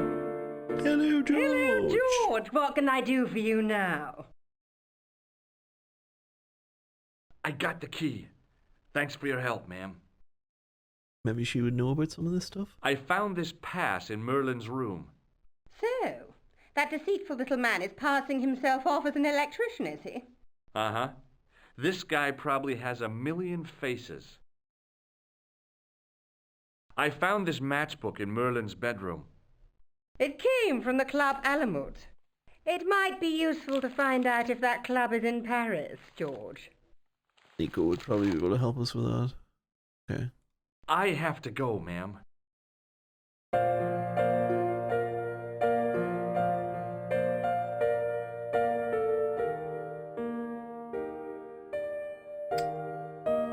The dude at the desk isn't going to be happy if I tell him I took that key. I don't think he's going to give a shit about any of this stuff to give me the papers. Unless maybe the grouper pass. But he knows the crescent face dude. He knows what Can looks like, so... What now, monsieur? Okay, maybe there is not. I'd like to retrieve something from your safe. Ah, oui, monsieur. May I see some form of identification? Like what? A driving license, perhaps? I don't drive. Your passport? I don't have it with me. I could show you my operation scar. I'm sorry, monsieur. I must have some form of unique ID. You won't find a more unique ID than my scar. I'm sorry. I must insist on a more traditional identification. Rats. How about my Gruber access pass? Does this pass mean anything to you? That is Monsieur Merlin's property. That's right. Merlin the murderer. I want to see what he's left in your safe. Impossible. I cannot betray his confidence, no matter what you say he's done. You're making a big mistake. Maybe. I can live with that. He's not going to do anything with the matchbook. Okay. Thanks for your help, buddy. Let's see if the lady will help. Actually, I haven't spoken to this guy since we were in the room.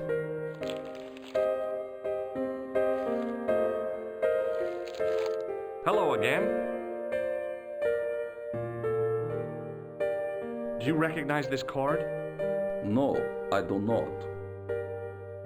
Does the name on this matchbook mean anything to you? Indeed, it does. Nice. For Alamut was the home of the Old Man of the Mountains. You do not know him? No, I don't.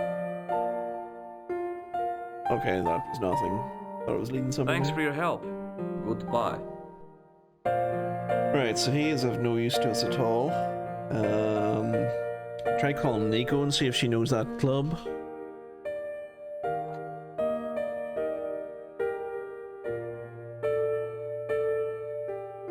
Bonjour, couleur.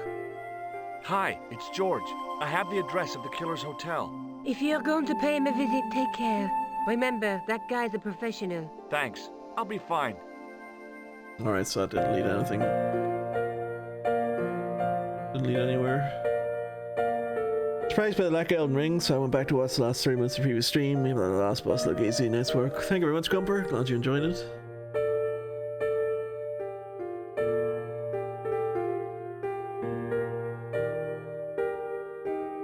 Hi, ma'am.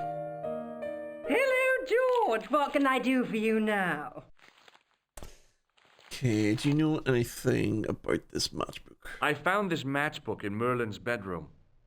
It came from the Club Alamo. Ah, shit, we already talked to her It about might these. be useful to find out if that club is in Paris, George. Would you like to keep Merlin's pass as a memento? No, darling. My broken heart is reminder enough. I showed the pass to the clerk, hoping he Here we would go. read Merlin's papers, but he wouldn't buy it. He's too scared. I'll give him something to be scared of. Yes. Follow me, George! Yes. She's awesome.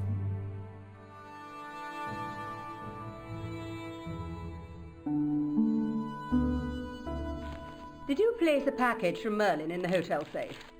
I did, madame.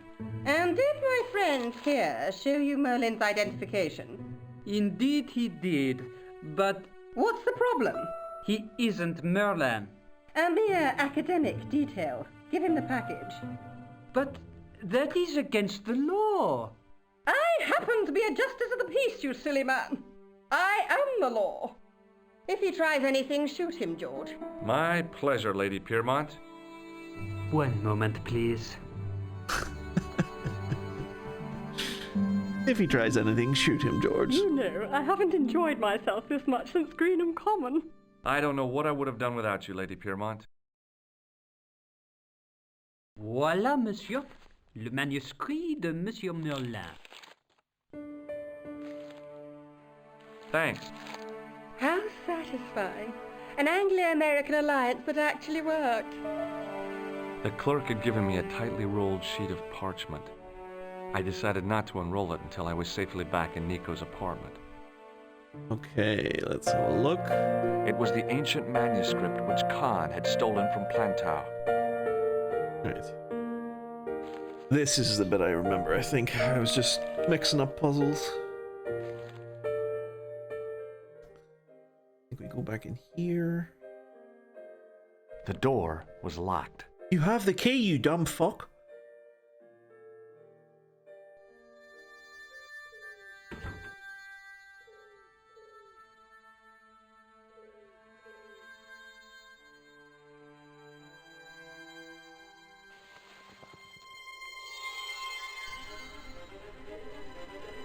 Okay.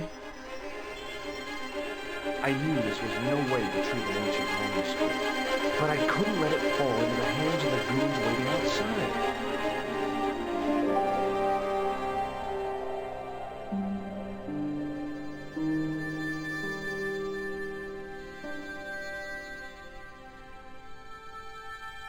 Okay, back inside again.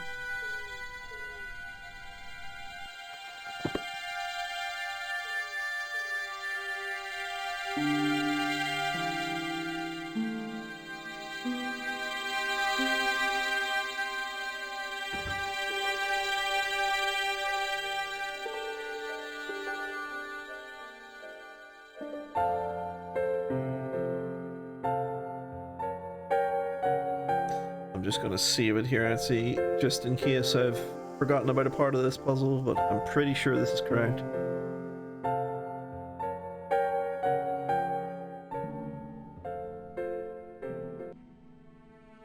Just a minute, monsieur. What's your problem? No problem. if you cooperate. What do you want?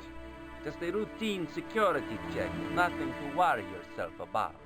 Oh, well, all right. Search him, Flap. You bet. Hey, knock it off. Get off, you big ape. Nothing, Guido. Zilch. Our apologies, monsieur. What? I had to report you to the authorities. Round here, we are the authorities. You want I should break his arms? No. Let him go, Flap. So that moment there actually is somewhere where you can die. If you come out of the hotel with Khan's manuscript in your pocket, they find it and they bop you over the head, and then it cuts to a scene where if the manuscript they give them concrete shoes, pretty much. Were after, they were going to be disappointed. I couldn't wait to get back to Nico's apartment and check it out. Back in Nico's apartment. You're just not going to believe what I've found. It's not another part of the clown's costume, is it? It is. I found his fucking collar. It's a medieval manuscript. Khan left it in the safe at the U-Boo. It's incredible. Is this what he took from Plantark? It could be, which means it's worth enough to kill for. Look there, two guys on the same horse. Oh yeah, maybe they couldn't afford one each. What of it? Have you ever heard of the Knights Templar? Their official seal was an image of two knights sharing a horse. Probably have the walkthrough open on the other screen, you hacker. I do not. Means it's connected with the Templars. How come you know about these knights? I learned about them while writing an article on the Crusades. I am no Wiki Williams, sir.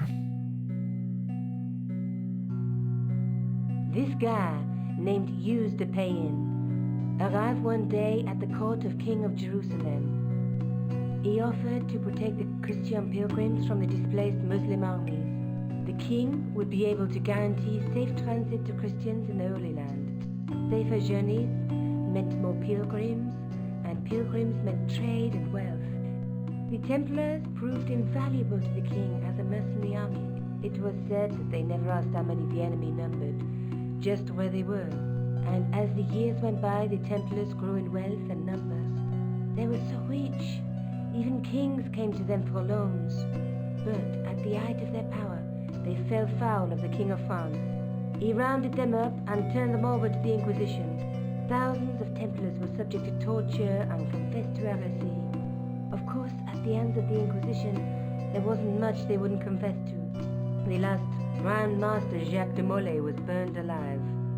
But the treasure of the Knights Templar was never found.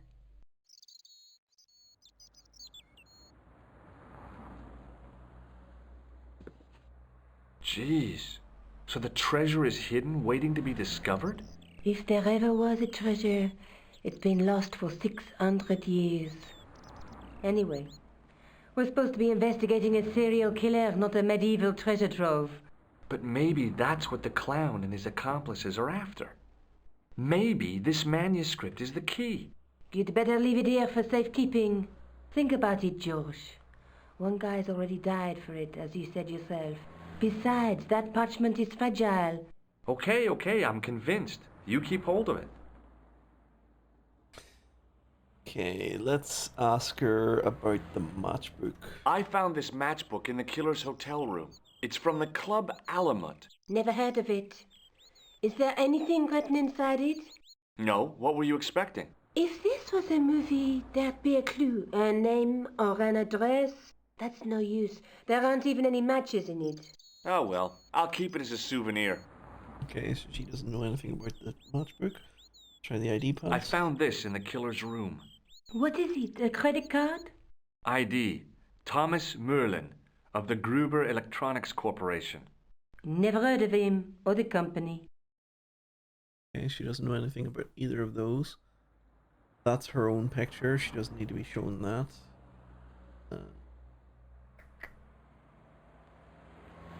We already talked about the manuscript, but let's try talking about it again. I guess we could talk about the briefcase first. I found Plantar's briefcase in the killer's hotel room. It was empty, of course. Okay, so it's a dead end. Let's take another look at the manuscript. Let's face it, we need help, George. Someone who knows about these things. Who do you suggest? Indiana Jones? I know a guy who specializes in medieval studies. His name is Lobino. Huh. Some stuffy old fossil who gets horny over ancient relics, I suppose. Far from it. Andre isn't the stereotypical professor you have in mind. Where can I find this Lobino guy? At the Kroon Museum. I'll give you the address.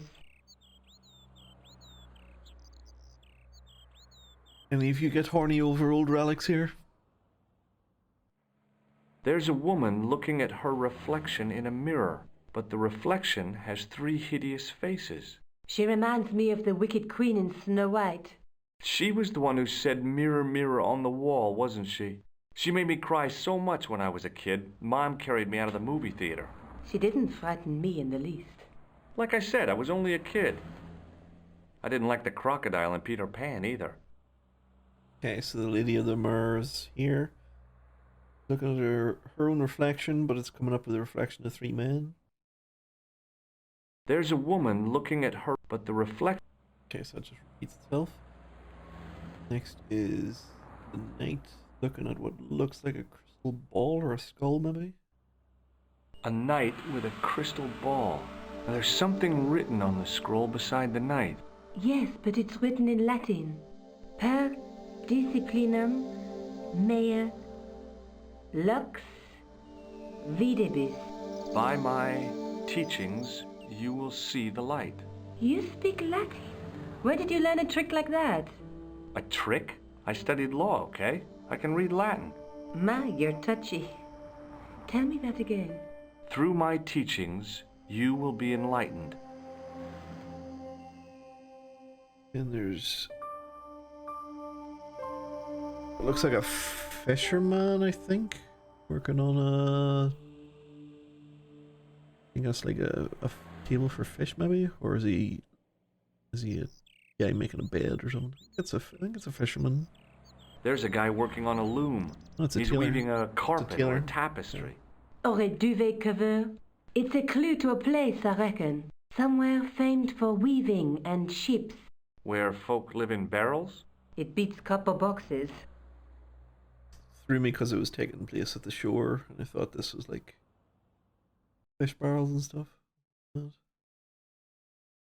Where's the bull? Oh, there. Bull is looking at a gem. The gem is bathed in sunlight. There's a guy with a sword and a bull. The only mythological bull I know of is the Minotaur, but he was only half bull. I don't think I'd like to be half a bull, even if it was the bottom half. What's that object between them? It looks like a gem on top of a tripod. Is Helen Mirren considered an old relic? Hey, she's getting there. Not yet.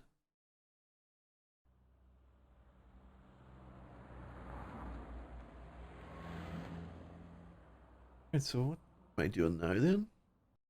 Oh yeah, she told me the museum contact, Labrador. Maybe I'll check out the Kroon Museum. I'm sure you'll find it useful, George.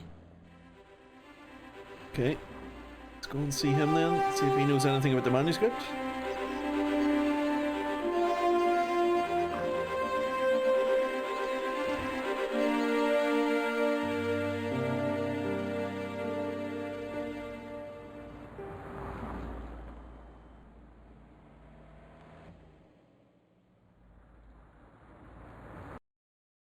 Thank you very much for watching Broken Sword, by the way.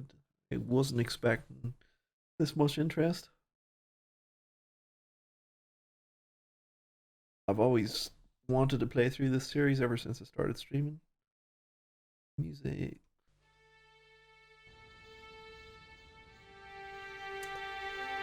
Okay, straight in.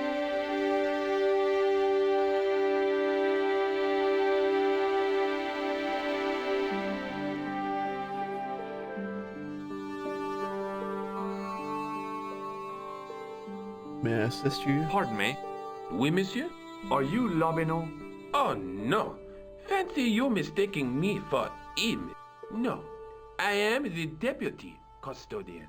But Lobino does work here. Work? I wouldn't go so far as to call it that. He studies here most days, but as you can see for yourself, not today. He sounds like the same voice actor that does the Roadworks guy. Do you know anything about the Knights of the Temple? No, sir. Not a sausage. Or the security guard's gonna know about the Knights Templar. Do you know anything about medieval manuscripts? Not me, monsieur. I am no scholar, though people often mistake me for one. It is the uniform, I guess. They see the clothes. They are impressed. And they ask you to park their cars? They ask me to park the... No. They assume I am an authority on the exhibits in my care. Whereas you know next to nothing about history. Of course not. All I am saying is, I am no scholar. Not like Monsieur Lobino. Okay. Wonder, has he ever seen Khan before? Do you recognize the man in this photograph? No, monsieur. Is there any reason why I should? Okay, I guess not. Khan's never been here. Means there's no point in asking about this stuff either. I could try it.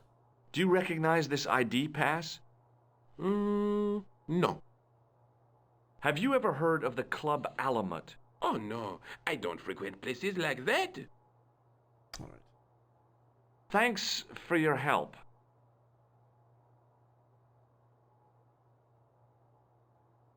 In the case was a spindly tripod, blackened with age and pitted with rust.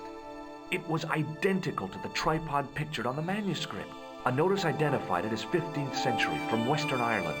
It had been found in Loch Marne at the site of a Knights Templar preceptory. Ireland! What's that? This tripod was found in Ireland. I will have to ask you to keep your voice down. I'm sorry, I was excited. Eh, no. No, monsieur. No. What's wrong? You must not handle the exhibits. I'm sorry. I think that's everything. I tried to raise the glass cover of the case, but it didn't budge.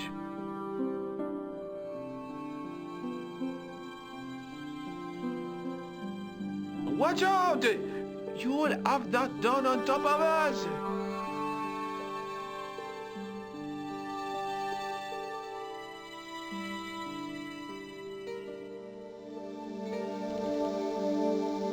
Leave it alone. That closet is over 3,000 years old. Closet? It's a sarcophagus.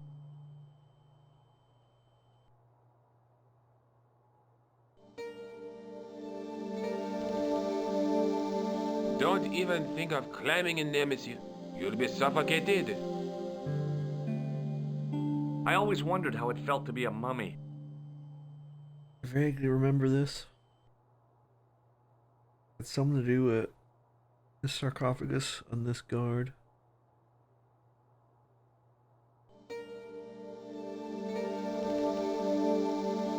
Do you have a fetish about closets, monsieur? What does he know from there? I just love the smell of mothballs, I guess.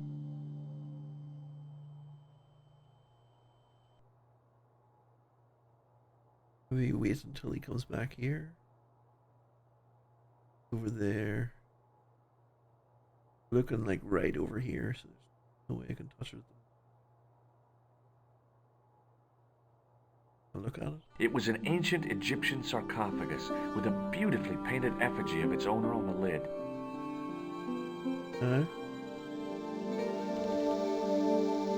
No, okay. monsieur. Okay. Whatever we're doing, it's not now. I think we go back and see Nico again.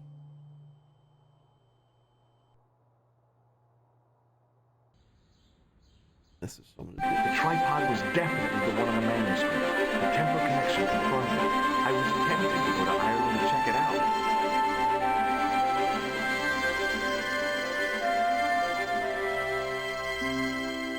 Let's just casually go to Ireland.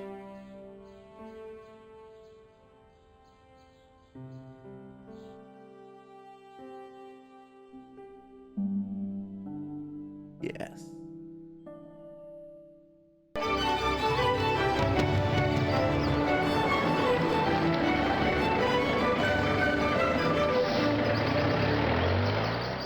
Several hours later, I arrived in Ireland, the Emerald Isle. I'd been lucky to get a bus from Dublin to the tiny village of Lochmarn. On the way out, the driver told me there was only one service a day. This is where, like, stereotypes go crazy.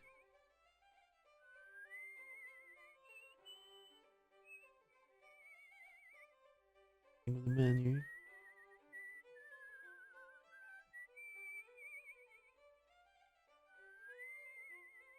I tugged at the trapdoor, but it was locked from the inside. Okay. Hi there. What? What's your name, kid? Who are you calling kid? Who the hell are you? Oz will enjoy this section if he's here. Rosso's the name. Murder's my game. Are you a detective? Let's just say I'm here to find the truth. Cool. Just like on the telly. Cut the crap and tell me your name. Liam McGuire. What are you doing hanging around the bar, McGuire? I'm on the run from me dad. Why? Did you do something bad? I ain't done nothing, boss. You can tell me, kid. Is it your dad? Oh, sir. He drinks every last penny down his evil throat. And there's me poor old mother, bedridden and dying of presumption. I tried to buy her medicine. Chopped firewood for Father Mahoney till me fingers bled. The old skinflint cheated me too. But I took the pennies he gave me back home. Look, Ma, says I, see what your darling son has earned with his own sweat and blood. When suddenly, me dad appears and grabs the loot. I'm off to Dublin heavy drinking, says he. Watch out till I get back. That's why I runned away. Something in the grin on his face told me he wasn't being strictly truthful. Compared to him, Huckleberry Finn was a candidate for Altar Boy of the Year. Let's see if he knows Khan. Have you ever seen this man before? What a slimy character. No, I never seed him. What can you tell me about the castle, McGuire? What do you want to know? Well, can I get inside? No, it's locked up. Does anyone live there? No, only... What? Oh, nothing. So that's their first alluding to an upcoming puzzle. He was about to tell you something there, because he's like, nobody lives there except... And then the character's like, except what? Goes, nothing. You know something about the castle you're not telling me, don't you?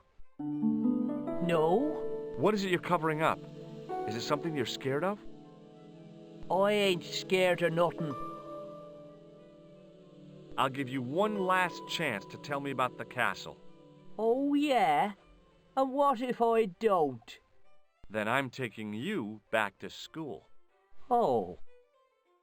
There's a ghost.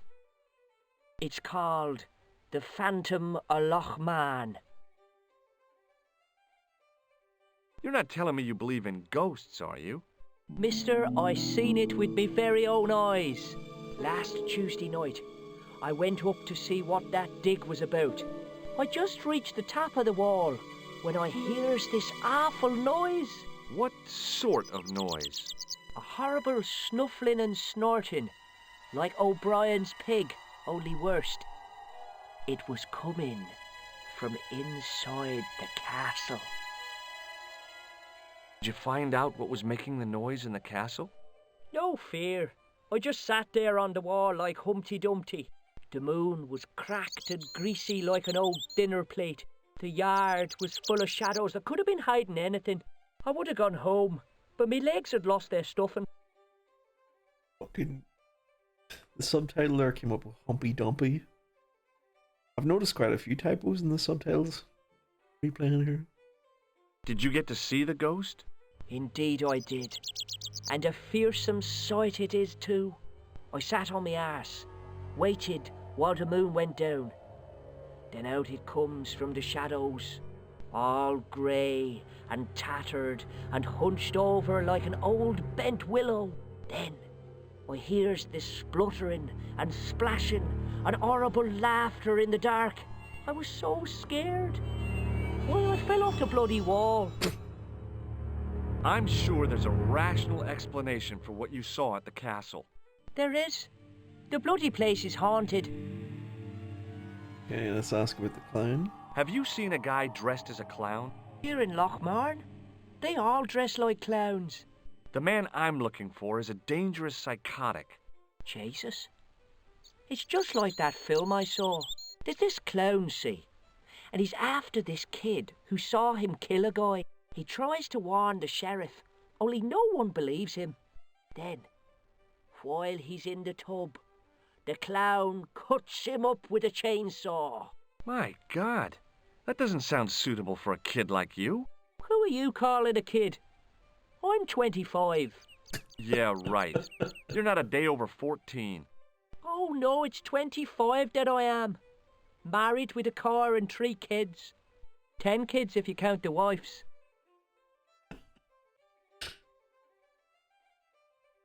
Did we ask him about Can? I think we... Yeah, we did. We asked him. Very first thing we did. See you later, kid. Okay, mister. Head into the pub, see what's going on in there.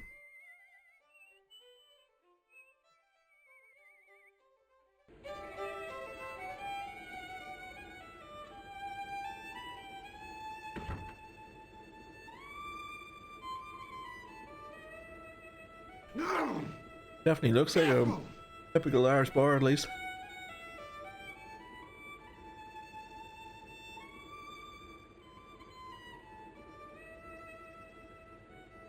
Hello there. My name's George Stobart. Pleased to meet you, I'm sure. I'm O'Brien. Can I help you? What can you tell me about the castle, Mr. O'Brien? It's a fine site now, isn't it? Dates back to the 10th century, you know. Most of the existing building was added much later, of course. Are the ruins open to the public? Oh no, it's much too dangerous. Anyway, there's nothing of interest remaining. Can you tell me about the tripod which was found at the castle? Now there's a bone of contention and controversy. It was dug up by an Englishman of the archaeological persuasion. Who was this Englishman? Professor Pegram, the same man who dug up the gem. Interesting. So the gem is now featuring as well. We saw that in the manuscript earlier.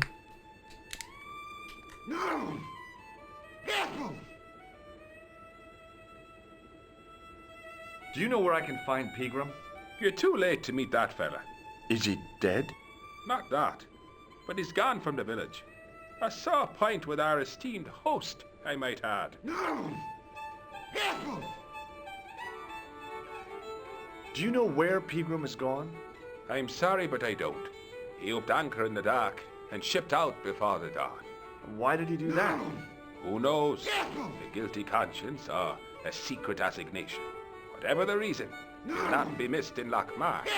Maybe now the fuss about the gem has died down, we can get back to normal. It's a nice touch having like all the locals pretty much know everything about what happened. That's very typical of an Irish village, all fucking gossiping. What can you tell me about the gem which Pegram found? Now there's a gem which should never have been taken. A man would have to be full of greed to covet that stone. What's your interest in the jewel? You're not a reporter, are you? No. Oh no. Thank the Lord for that. That old man needs to mask up. Well, that's fucking 20 years early for that.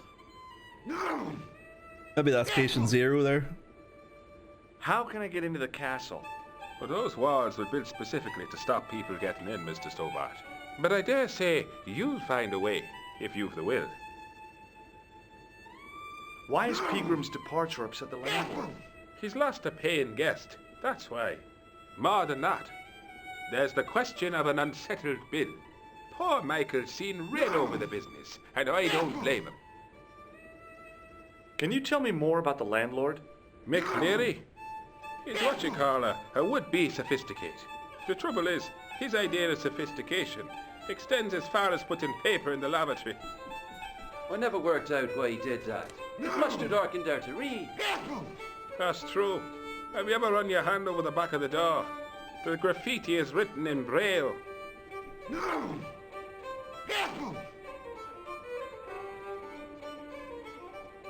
Let's find out if he's ever met Khan. Do you recognize the man in this photograph? Nope, I've never seen him before. Okay. Goodbye for now. This guy, don't think you can talk to him? Hi, my name's Stobart, George Stobart. Hello there, mister. What can I do for you? Oh, you can. Do you know Professor Pegram? Do I know him? Do I know the good professor himself? No, I don't. I mean, I know who he is. I don't know him to talk to. Okay, do you know anything about the dig? Do you know anything about Pegram's excavation? Only that he didn't have the right tools for the job. What he needed was shovels and a JCB. Pegram was digging for historical remains, not coal. Is that a fact? What the hell for? It's the science of archaeology part. Understanding how people used to live by what they've left behind. One day archaeologists might be digging up our remains. Imagine that, Mr. O'Brien. I wonder what they'll find. Well, it won't be arrowheads and beakers. Fast food cartons and flavoured condoms, more likely. Did anyone from the village work at Pegram's dig? I tried it myself, but that high and mighty history man called me incontinent. What a nerve. Hadn't I dug more holes than the rest of them put together? Is it true that Pegram found a valuable gem? What? First I heard of it. Where have you been, Pat? For that gem is the talk of every town from Lochmarn to Ballydoon. Nobody told me. The lucky sod. So that's why he scampered. Is this place actually real, or is it bullshit? Born Ireland.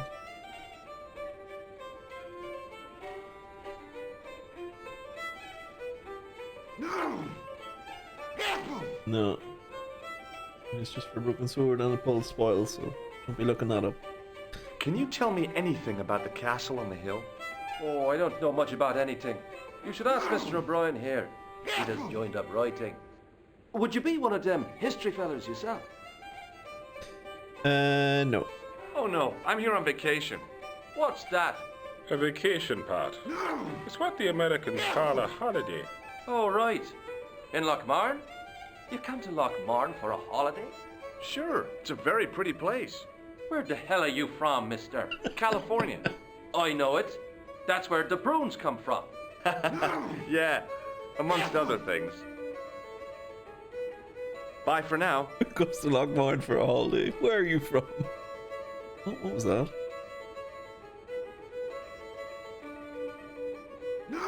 As the man raised his arm to drink, I snatched the towel away. It was a rectangle of toweling printed with the words, Nagopolian stout builds body. Nice. I forgot you could actually grab that. Hey, Mostly Wolf. Top of the morning to you. I beg your pardon. Well, that's what you Irish say, isn't it? Do you want something? Or are you just flaunting your xenophobia? Well, I was trying to be sociable. Is it a room you're after? No. But I could say yes. Normally they put the thumbs around the other way. I'm gonna say yes. That's not a bad idea. Do you have a vacancy? I could, if you don't mind waiting until the last guest checks out. No problem. When will that be? When the undertaker comes to collect him. Okay, let's maybe have a drink. I'll try a glass of beer, please. Is this your first pint of real ale? Well, I guess so. What's real ale, anyhow? Beer that's brewed from natural ingredients to traditional methods. It shouldn't be kept under pressure or refrigerated. And finally, it should have a good body and distinctive character. In other words, it's flat and warm with bits, and it makes you fall over. Everyone plays the remastered version and it's frankly not as good. I completely agree with you. Mostly Wolf, completely agree. I didn't like the director's cut at all. And once I found out that this was an option on the DLC for it in Steam, I was like, I'm gonna play Broken Sword exactly as I remember it. Yeah, I didn't like the remastered at all. Okay, you can't do anything with a beer after buying it. Let's see. Let's go with the dig. Do you know a man called Pegram? Indeed I do. Are you a friend of his, by any chance? I am not. Oh no, I'm just trying to track him down. Me too. That son of a bitch should be locked away.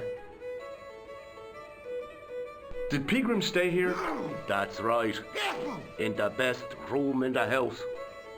That's the one with the bed. The other ones don't have beds. Nice. Can I see Pegram's room? It's been taken by one of the brothers from the reformatory. They come every year for spiritual refreshment. That's a good one. Their idea of refreshment is a good full of stout. I wouldn't want to disturb a man of God, especially not a big fella from the bad boys' home. I don't blame you, Mick. That brother's got muscles like a muscle man. Okay, let's ask him the clown. I very much doubt he'll know anything. Have you served any, clowns recently? No. You're the first today. Seriously, I'm looking for a man dressed in a clown costume. Would he be having a little white dog with a black patch over the eye? I shouldn't think so. What can you tell me about the castle? You're the second person to ask me that today. I don't know anything about the castle. It's only an old ruin anyway. Who else asked about it? Who else was asking about the castle? He said he was a reporter. He was asking about the little people. I could have told him a tale or two about the little people. He might have paid me to hear what he wanted me to say. Anyway, I chucked him out on his arse. Good for you, Mick. That's the way to deal with journalists. Thanks. Okay. This game has just so much charm. Yeah, big time. It's definitely in my top 5 favorite games of all time. I've not played it in about 20 years. I just fancied just playing over the whole series starting today, so that's what we're doing. Hi there, old timer. Old man, have you heard of COVID? What? Nasty cold you've got there. As soon as the words left my lips, I regretted them. Is there such a thing as a cold which isn't nasty? I put the question to Father Mahoney. Father, says I, why were we born to suffer snot? What did he say? He said it's my reward for being out all night like a sinner. That is disgusting. Pious prig. Anyway, this is no ordinary cold. 'Tis the hay fever. Pollinosis? Thank you. You're not a policeman, are you? Excuse me? Police? No, I'd know it if you were. If I can buy him a drink, maybe? Can I buy you a beer? Very kind, I'm sure. But I don't drink the stuff Leary sells. What's wrong with it? I've seen what it can do. Ask about the dig. Do you know Pegram the archaeologist? That's the scrawny fellow who was poking around at the castle, isn't it? It's the fact that he keeps sneezing while talking to me is disgusting. Were you aware that Pegram was conducting an archaeological dig? I don't meddle in other people's affairs. They don't interest me. Like, while talking to you, he makes no effort to stop it, which means he's just shotgunning you in the chest with it. Do you know where I can find Pegram? I told you, I never heard of him. Can you tell me how to get into the castle? Don't even think about it, me bucko. Lochbarn Castle is haunted. That's what the kid outside told me, but I don't believe it. Then you're a fool. Have you ever seen the ghost? To be sure. With me very own eyes. To be sure, to be sure. Can you describe the ghost? It was horrible. A wee stunted beast, long beak, straggly, flappy wings. Are you sure it wasn't a wild animal? A rabbit or a skunk or something? Skunk? In Lochbarn? That'll be the day. No, that was a ghost, to be sure. I think I know what you saw on the castle wall. I know what I saw. I don't think so. It was the kid, McGuire. What? He was up on the wall last Tuesday night. He thought you were the Phantom of Lochbarn. Oh! Fucking idiots. Ghosts don't bother me. I still want to visit that castle. You can't. It's not open to the public. There's no one around to stop me, is there? That's right. Nothing human, anyhow. Again, that's another subtle hint for what's coming. I don't want to spoil it, but yeah, that's the second time. I seem to remember something to do with his drink. I'll see you later.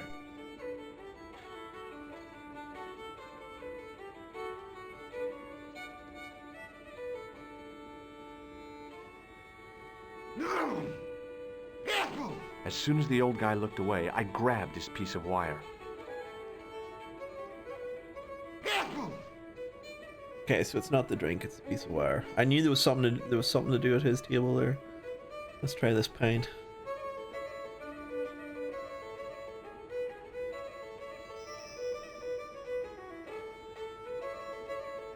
Seems okay.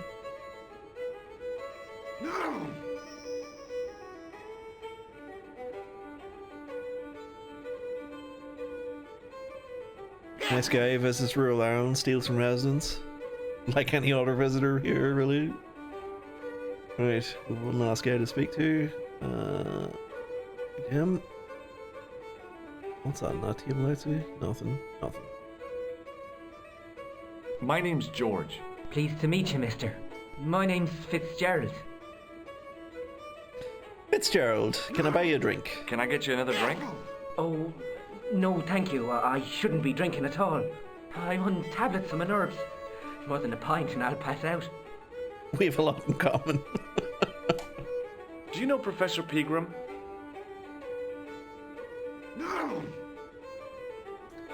That hit a nerve. He's the archaeologist, isn't he? That's right.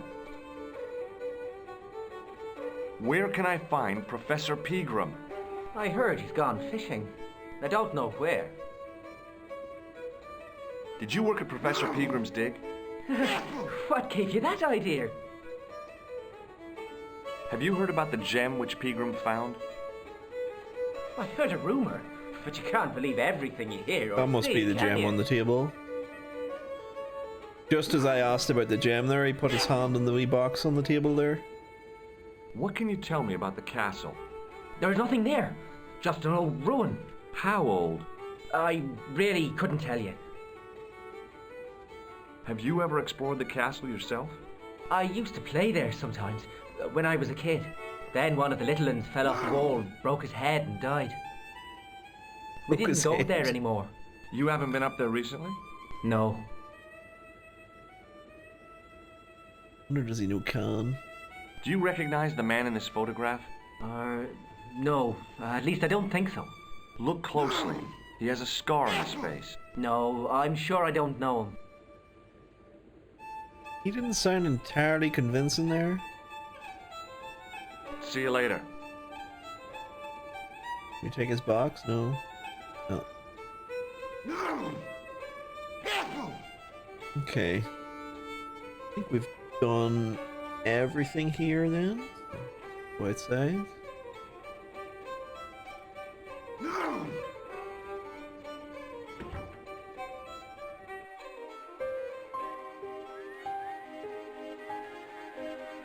If McGuire has any new conversation. Hey, McGuire. What do you want to know? Do you know a man called Pegram? Can you describe him like on the telly in the cop shows? He's an English archaeologist. I know the man you mean if he's the one. Can you tell me where I'd find Pegram? No, I can't, 'cause he's not here now, but if I sees him, I'll ask him. Do you know what Pegram was doing in the castle? Digging for buried treasure. Jewels and gold and skeletons, like in the films. Okay, this gives us new options with him. What do you know about the dig? Do you know anything about Pegram's dig? He wouldn't let me anywhere near it. I offered to help, but he chased me off. I didn't want to see his smelly old hole anyhow. Did anyone from the village work at the dig? Pegram brought some students and bums with him. He reckoned no one in Lochmarn would know what to look for. The only local guy who worked for him was Sean Fitzgerald. Fitzgerald says he's never been anywhere near the dig. He's having you on, mister. Is he now? Are you sure Fitzgerald worked at the dig? Oh, yes. It was him, all right. Would I tell a lie? Yes, well, probably. he denies it. I saw them together only last night. I wish you'd told me that sooner. What were they doing? Pegram gave Fitzy a box. He didn't look too happy about it. I knew it. But how am I going to persuade him to part with it? Break his fingers. Nah, I couldn't do that. I could. Thanks for the offer, kid, but I'll try a more subtle approach. Chinese burns? What's Fitzgerald scared of?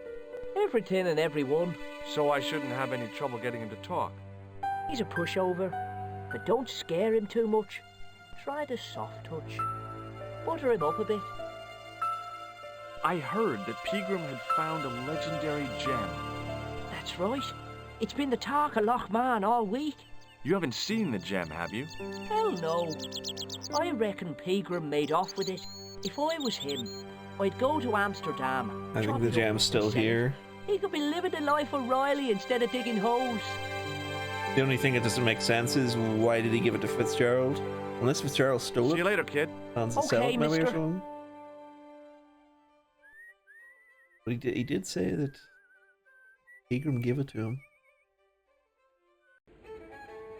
Right, we have a liar in our midst. Hello again, Mr. Fitzgerald.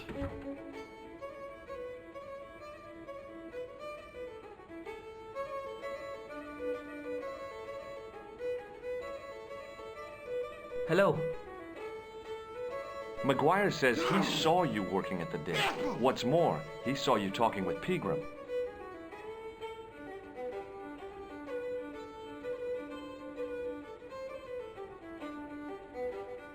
He's a little liar. He'll say anything to get attention. Well, it's his word against yours, I guess. See you later. Okay, so we don't have anything to provoke him or anything yet. Need more information. I think it's finally time to head up to the castle.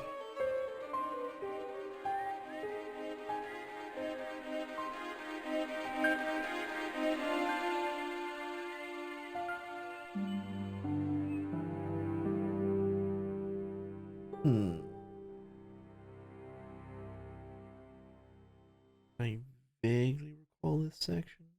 This is not the scene I was expecting to walk in on. Hi, talking to do you this speak guy. English? Well, no. What if I was to say no? An implication of cognizance shrouded in denial.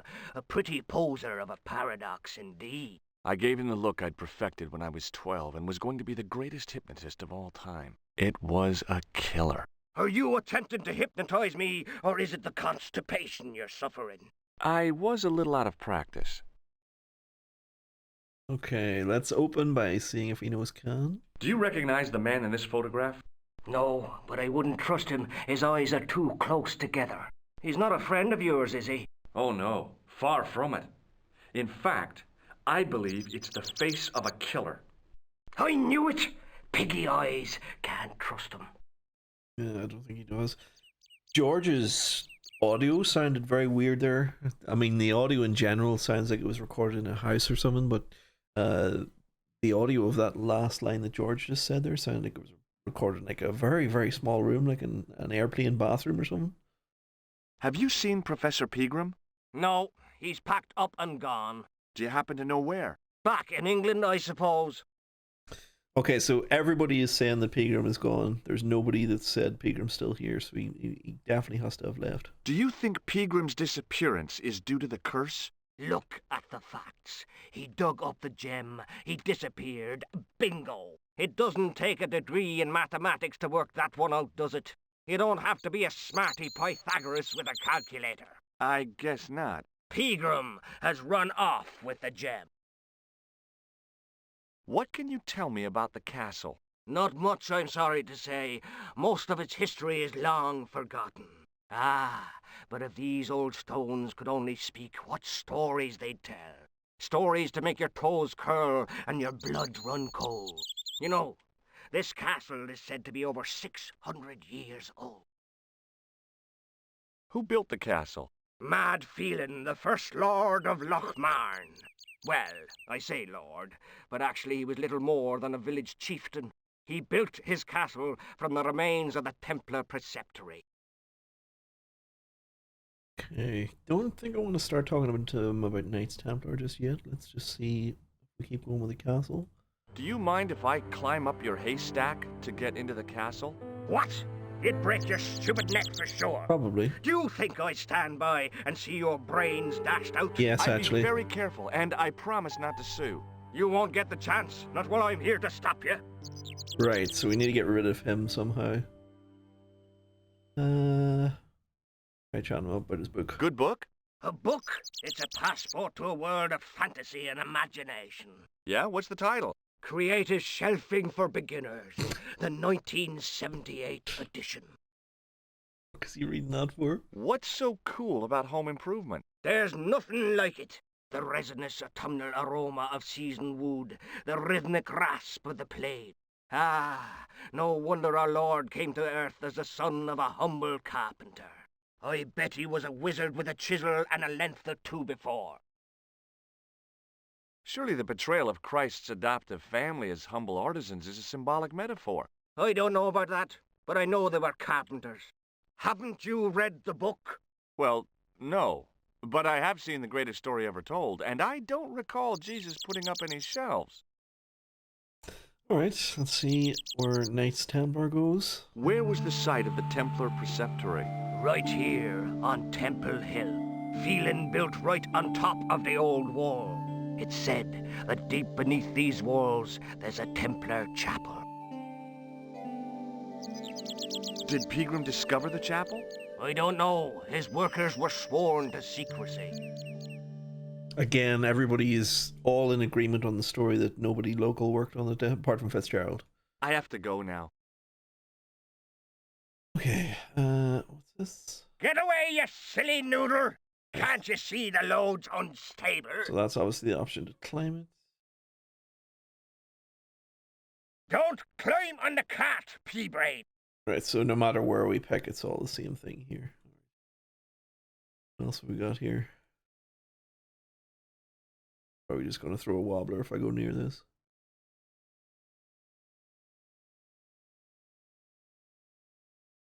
Pushing with all my strength got me nowhere.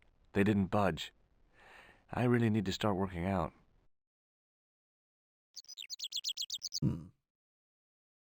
The gates were made of solid, age-blackened wood. Do you have anything in our inventory? Give to him. Oh, I wonder what the manhole cover work in town actually. Probably not, but it's worth a try.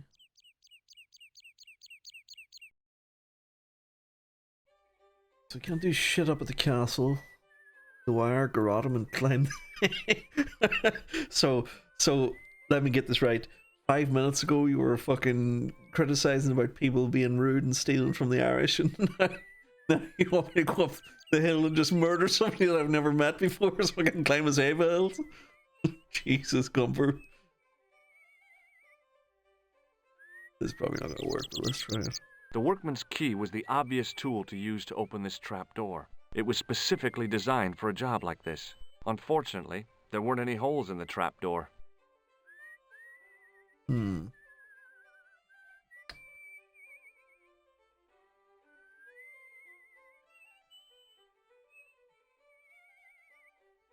I have a rough idea of jumbled events in my head that I need to do. Just getting them all into order. There's something to do with this machine as well, and something to do with going out the back of his place. I don't think I'm allowed in here because he's gonna fucking throw a wobbler.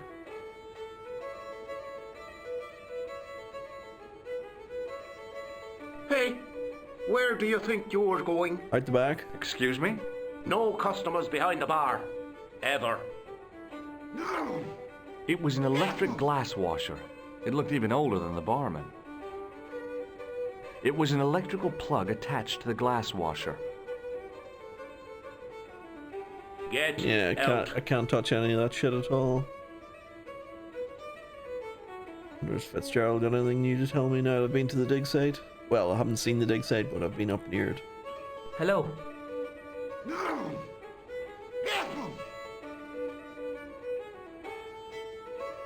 Do you recognize the man in this photograph? No, I'm sure I don't know him. Check out this pass. Yeah, it's yours, is it? Not exactly. Do you recognize the name? Thomas Merlin? No, never heard of him. Does this matchbook mean anything to you? No.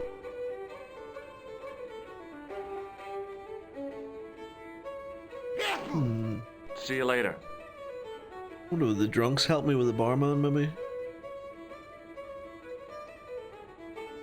Excuse me, Mr. O'Brien. Hello there. What now? No. Oh, nothing. Hey! Hello there again, mister. Oh, wait, here we go. Do you remember seeing Sean Fitzgerald at the dig? Let me see now. I think me brain box needs a spot of lubrication. Yes, I'll buy you a drink. Can I buy you a drink? You most certainly can. Give me a drink for my friend here. Who, Doyle? Has he conned you into buying for him? Shame on you, Patrick. Same again? Just a point this time, Michael. 1 point of brown coming up.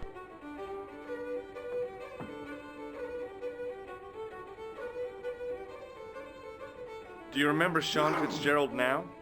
I can picture the scene as if it was only last week. Come to think of it, it was only last week. Fitzgerald was there all right. Him and a bunch of students. He was speaking with the boss man. Okay, we're in business. Bye for now. Now, we can go back and speak to the liar. Hello. Doyle told me you definitely worked at the dig. He's seen you there. You might as well admit it. Just my luck. Grasped up by a delinquent and a dimwit. I need to talk to Professor Pegram, if he's still alive. What do you mean? Is he in danger? Yeah, you too, if I'm right. You're not from the Social Security. Hell no. What makes you think that? Well, I was claiming benefit at the same time I was working for Pegram. I'm not in a position to make judgments, Sean. That's between you and your conscience. All I want is to talk to Pegram about the gem. But he's not here. I know that. But he left that package with you, didn't he? Okay, we got new options now. Let's see. I'll ask about the castle. What did Pegram find at the castle? The entrance to an underground chamber. It was filled with earth and rubble, and Pegram had us dig it out. We uncovered a secret room, a hidden chapel. Okay, so they did find the chapel. Did Pegram find the gem in the altar room? I don't know. He made us leave and wouldn't tell us why. Half an hour later he came out. White as a sheet he was. He closed down the dig and locked up the castle, sent us all away. From the sound of it, Pegram had discovered more than just the gem. So where did Pegram go? I don't know. I swear it. He came to see me early this morning. Said he was leaving. And?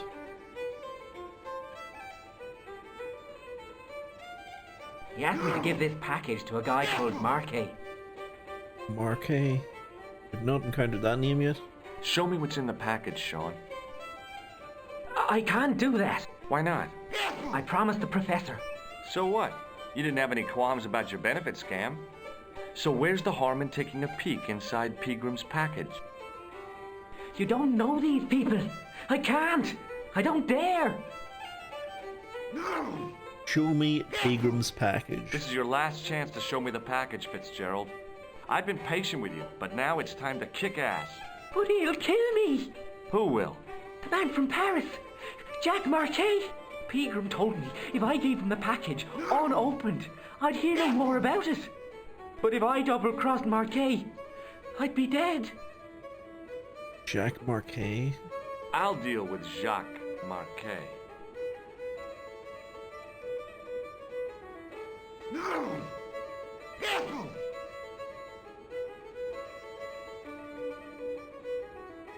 Give the package to me. No. Why should I trust you? I don't know who to trust anymore.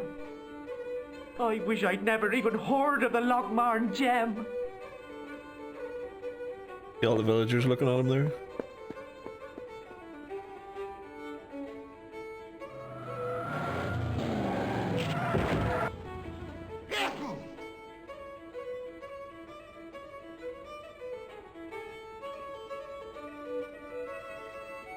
Hey, I just seen a big red.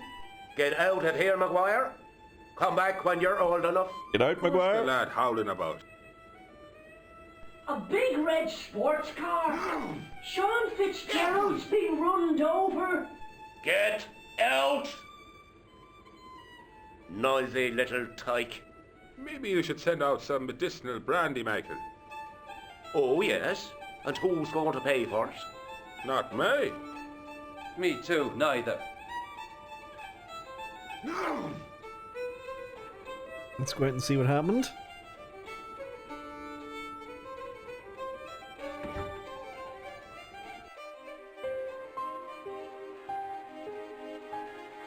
I was telling the truth about Fitzy, mister. Okay, calm down. Now tell me what happened. I was standing here, minding me own business, when I saw this beautiful red sports car coming up over the hill. This is a cool cutscene. Would you look at that, says I, and I going over to take a closer look. Next thing, Fitzy comes tearing out of the pub and nearly knocks me on the ass, but the car just flies at him. It was too fast for poor old Fitzy, and hit him an awful wallop. He goes flying up on top.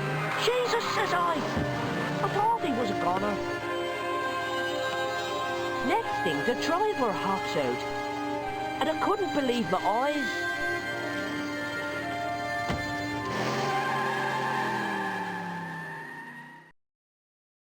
He was dressed like a bloody pixie. Did this pixie have a scar on his cheek? I couldn't see. He was wearing a stupid mask. Are you a special agent?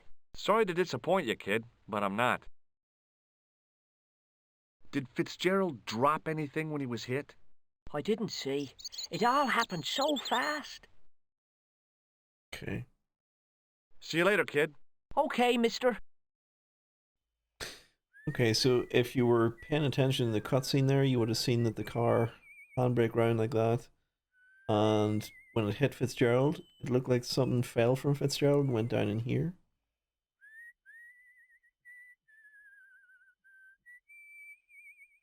I tugged at the trapdoor, but it was locked from the inside. Okay, this has been broken though. I pushed the switch down, but in doing so it snapped off in my hand. Snapped off your hand, but you don't have anything. The wire in there? No. It was impossible to return the switch to its original position.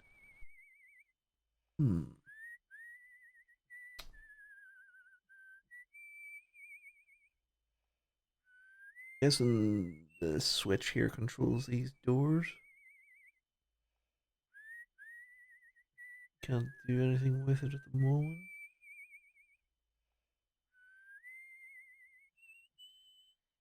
Okay, back inside again.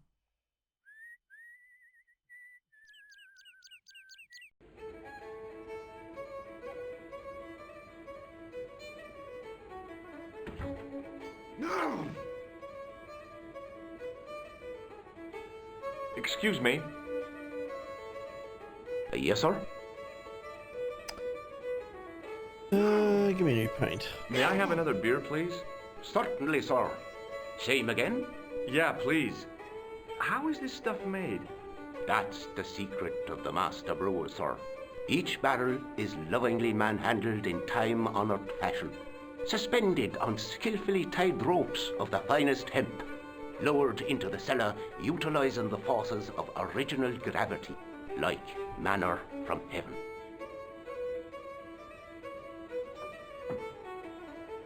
I'm sorry, but the pump appears to be broken. I could fix it for you.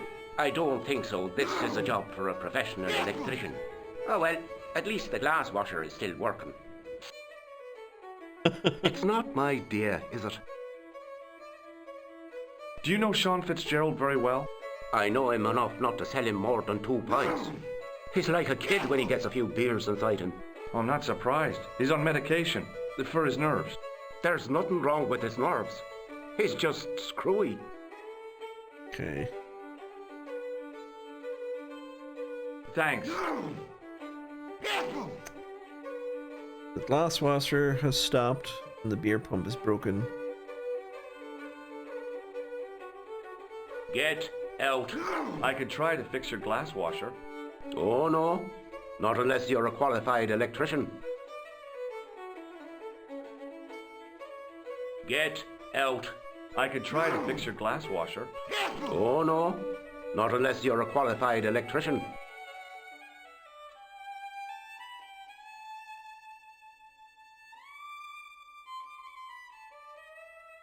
Get out. Okay, I could try to fix your glass washer. Oh no, not unless you're a qualified electrician. He's keen to fix the glass washer, but he won't let me behind the counter to do it.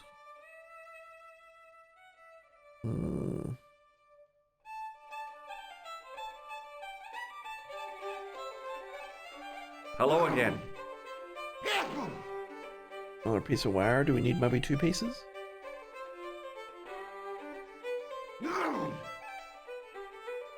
What? What's that you're making? It's a necklace, mi poco. Oh, sure.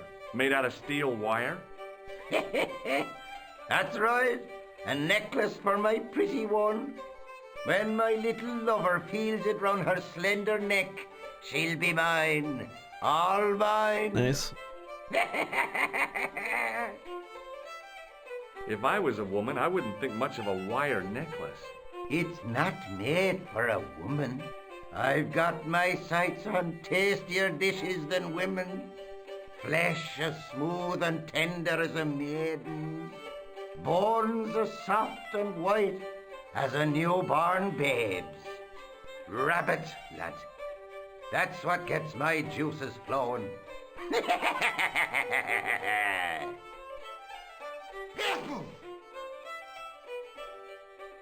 Ah, so you're making snares to trap rabbits. That's right. Do you have a problem with that? Damn right I do. Isn't it painful? Only if I get me fingers caught. I'm talking about the rabbits. Do they feel much pain? You bet.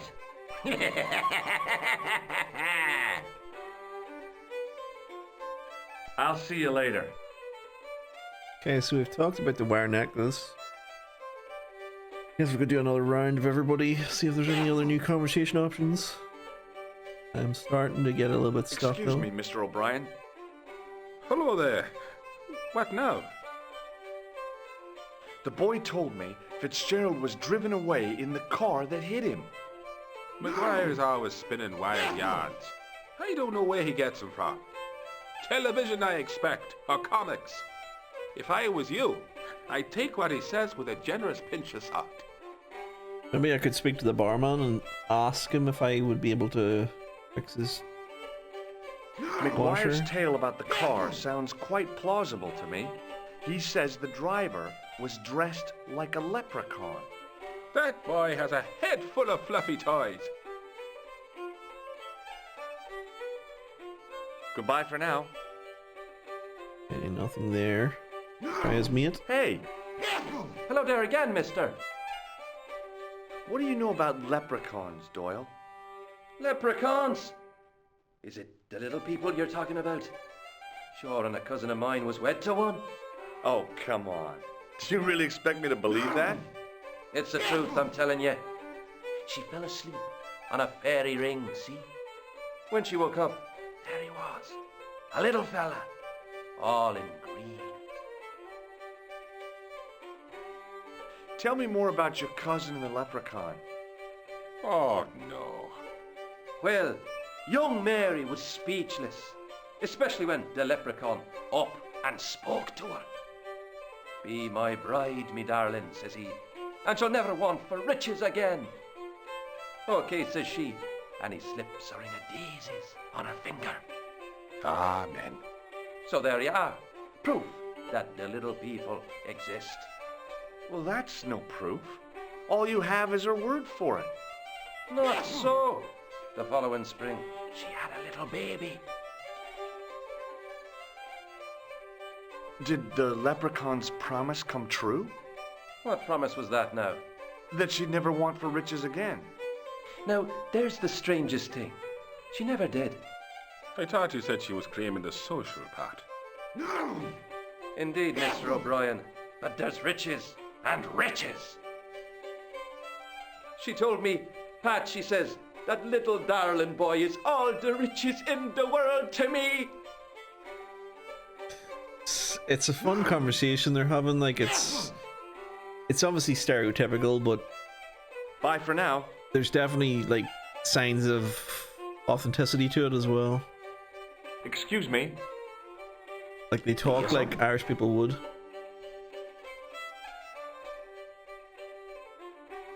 Okay, so that's a dead loss. I don't want anything. Just give me a shout when you do. I'm fucking stumped. Sure, we're missing something. I was about to reach for the pump when I came to my senses. A rash move like that in a strange country with strange customs could be my last.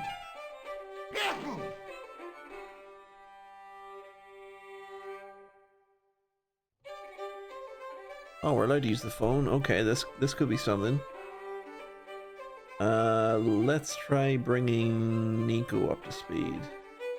Allô? Couleur. J'écoute. Nico? Who is this? It's me, George. Oh, hello, George. Where are you? I'm in Ireland. Ireland? What are you doing there? It's a long story. Any signs of our friend the clown? You're kidding. You probably never even heard of Lochmarn. Oh fuck! Thought that was going somewhere. You're gonna get told off again. Get out. Get I could try out. to fix the glass washer. Oh, no. Not unless you're a qualified electrician. Is he ever distracted at any point? Does he ever go up to the end of the bar? You'd have thought he would have mentioned the pixie thing as that was the second costume. That's true, and she did know about it as well. I think the answer must be up at the castle. We must be missing something up there with that dude at the trailer.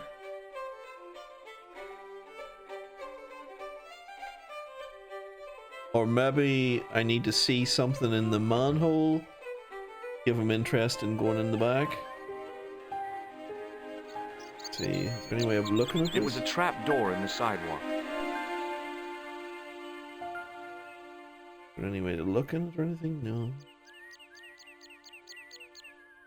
plastic cover had been smashed by the Pixie's car, revealing a switch.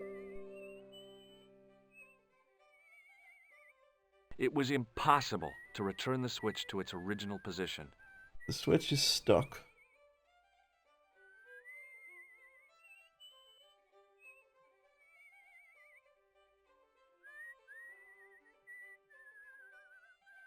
We wrap it around so he doesn't hurt his hands or something.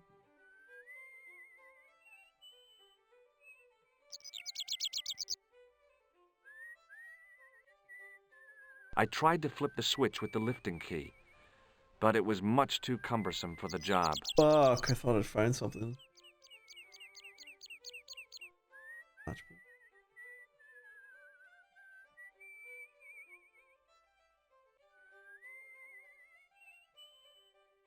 Nothing else. Okay.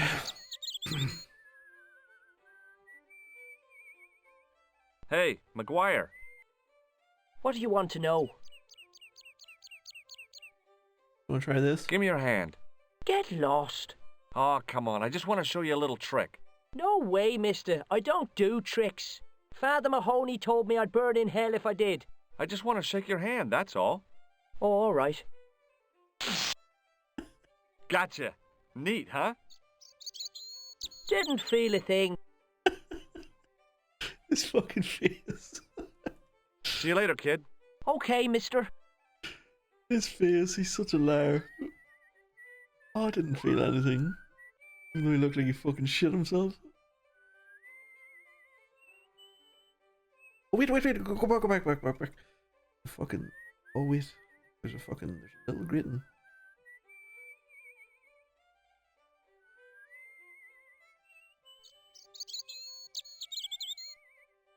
I took hold of the grating and pulled hard, but it didn't move.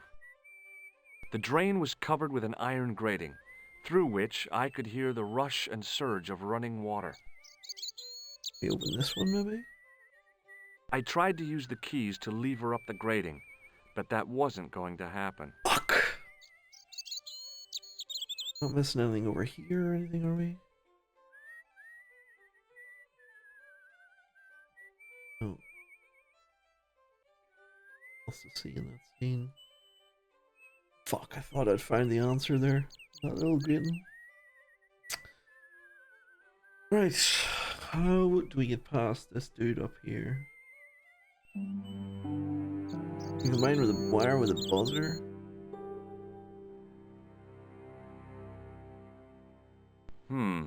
No way. No, sadly not.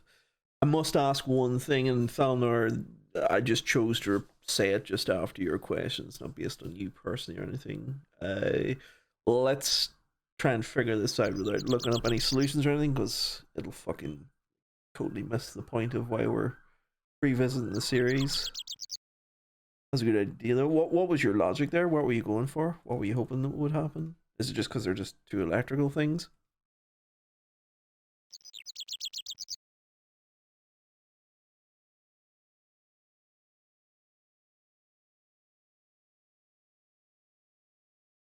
Pushing with all my strength got me nowhere. They didn't budge. I really need to start working out. Can we take the bar and use it on the lock,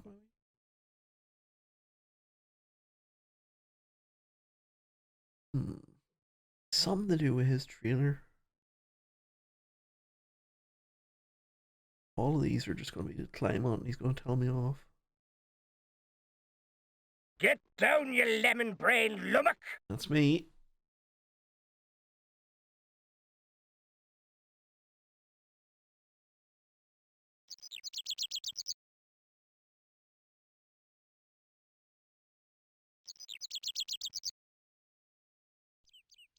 Has he got any other conversation options? Because it's been a while since we talked to him. Hi, it's me again. So I see. What now? Okay. Did you happen to see a red sports car down on the road? I caught a glimpse of a flash of red on the hill and heard the racket. Sure, it was an awful noise. A sports car, you say? A Ferrari, to be exact. A racing car! And what was it doing Is he here? into cars? The poor fella must have been lost. Maybe he's going to go into town to check the cars. The driver of the Ferrari was involved in an accident. Is that so? Yeah, he knocked somebody down outside the bar. What an idiot! How could a thing like that happen? He was traveling too fast. So fast, he ran right under the car? I mean, the car was traveling too fast. But you'd have thought the idiot could have heard it coming. Maybe you know the guy who was hit by the Ferrari. His name is Sean Fitzgerald. Oh, I know him all right. That's me nephew. Yes. The idiot responsible for the stacking. He's going to go to town and see if he's okay. Was he killed by the car? Oh, no. But he has been abducted. Well, that's a relief now. Never mind. Aren't you going to look for your nephew? What for? From what you say, it's too late. Well, you could report the matter to the police. Better not. Besides, what could they do? Well, they could mount a search. They have only the one bicycle between them. In a question of superior acceleration, I put me money on the Ferrari. Too real. Too fucking real. Make the buzzer strongly using the switch. I think it's literally a switch in this case. So my picture of this is like an actual physical switch, and George can't pull it up. You know, it's like stuck in position. So I don't think a buzzer would do anything there.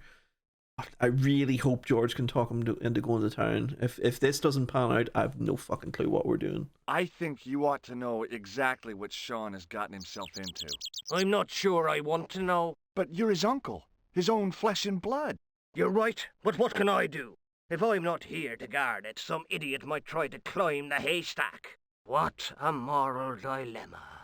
Stay here and guard this potentially lethal agricultural construction, or to go off in search of the prodigal nephew, the very man responsible for said hazard? It'll need some thinking about. Why, there's no problem. You're right. Why didn't I think of it before? We'll demolish the haystack. You don't have to demolish the haystack to go look for Sean. I'll stay here in your place and warn anyone who's silly enough to climb it. He's not going to buy that. I think I should start the inquiries in the bar. He's going to buy that. He has bought that. What an idiot. George was one of the ones who tried to fucking climb it. Jesus Christ. He strode off in the direction of McDevitt's bar, leaving me to contemplate the stack of hay. Happy fucking days. Let's go. I promise no one will climb this. 2 minutes later.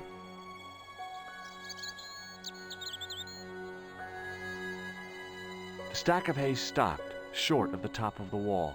Even if I stretched as far as I could, the wall was out of reach. What I needed was a slice or two of Alice's Wonderland. Not for long.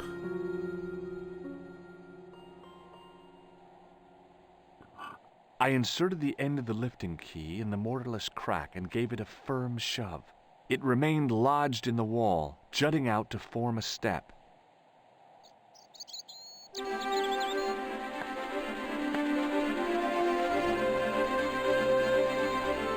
Oh yeah! As I said, some puzzles I'll get stuck on, other ones I'll just breeze straight through.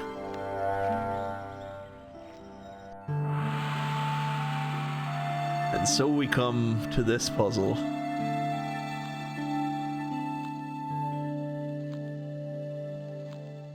I got stuck here for probably about 5 hours or so. I still might get stuck here a little bit. Need to remember how this actually works. Something to do with this.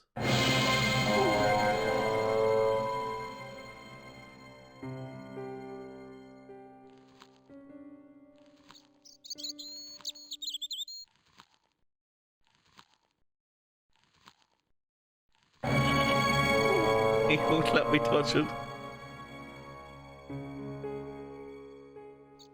Oh shit. It was a rusted piece of iron, maybe part of a plow or something. Hey, Billy. The animal fixed on me with an evil glare. Behind the malice and resentment, there was a cool intelligence. How you doing, boy? I felt as threatened as I'd been by the assassin and his goons in Paris.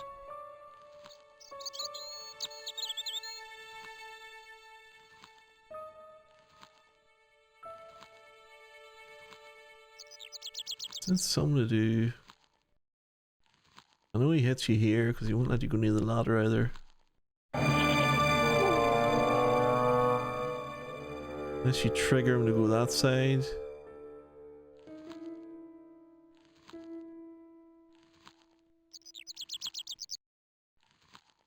Something to do.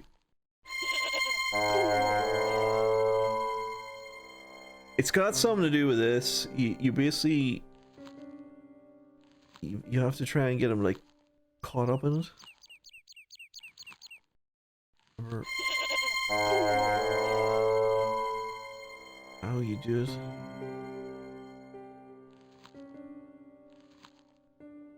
What else can we interact with here? Stop! George, what the fuck? I didn't even click it that time.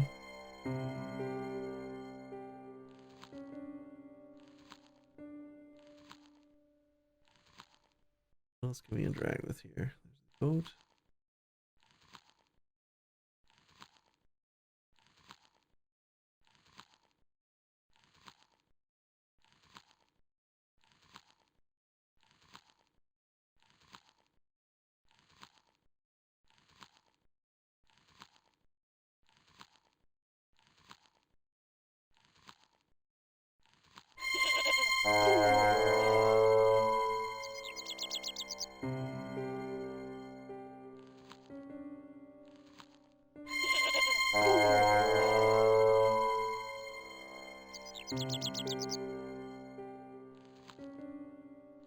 All I can remember of this scene is George does something over here. He runs over here and moves this. The psycho goat tries to get him here as well, gets caught up in it, and George can do whatever he wants. What was that? Fuck, what was that?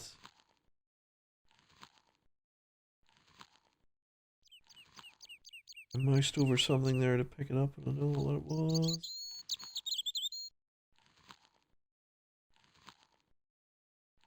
You saw that, right? It went like that just for a second.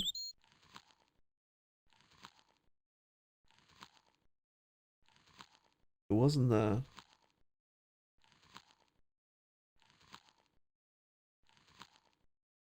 Nothing to look at.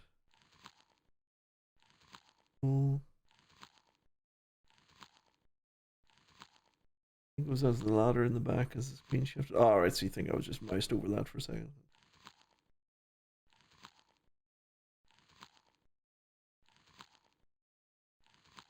In regards to what you were saying, sorry, I have played this before. Like I played this one in full before. About 20 years ago. And I played the second one in full. But you're talking about like distant fucking oppressed memories. It was a rusted piece of iron. Maybe part of a plow or something. It was the fiercest, meanest looking old goat I'd ever laid eyes upon. The top of a ladder rose out of the squarely dug hole.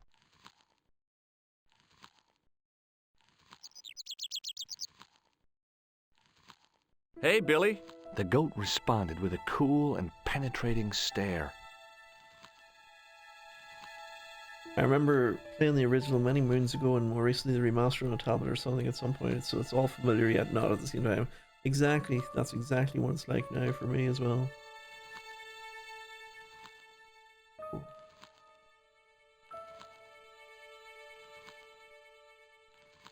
think we're missing something. We can't go back to town because we exhausted everything in town to get here.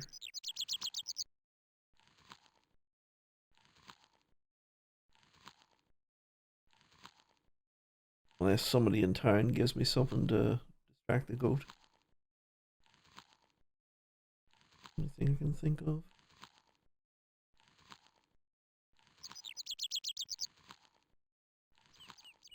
Try and shake Billy's hand with a buzzer. Sure.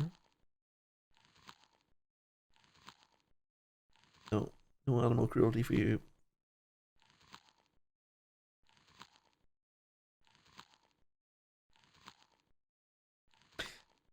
I mean, I guess the dynamic has changed in town a little bit because the fucking dude from the haystack is back there now.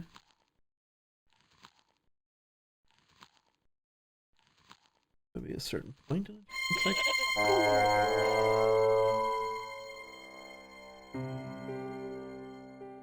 No, quick.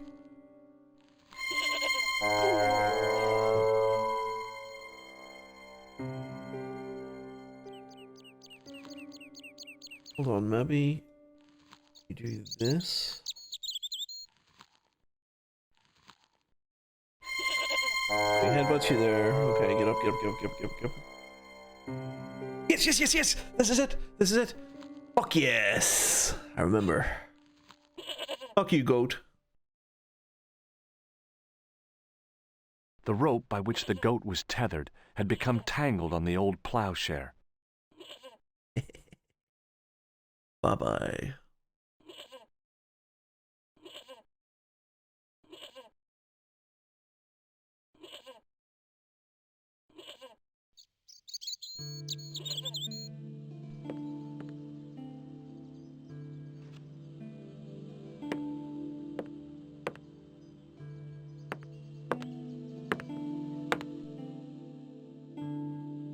Right. Now the real fun begins.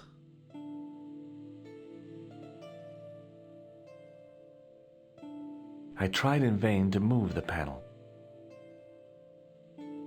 Behind the altar was a carved panel decorated with animals, birds, and plants.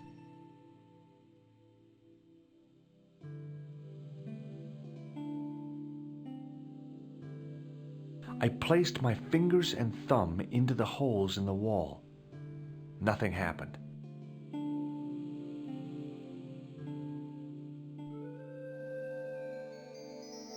The statue was too heavy to lift. It overbalanced into the sand.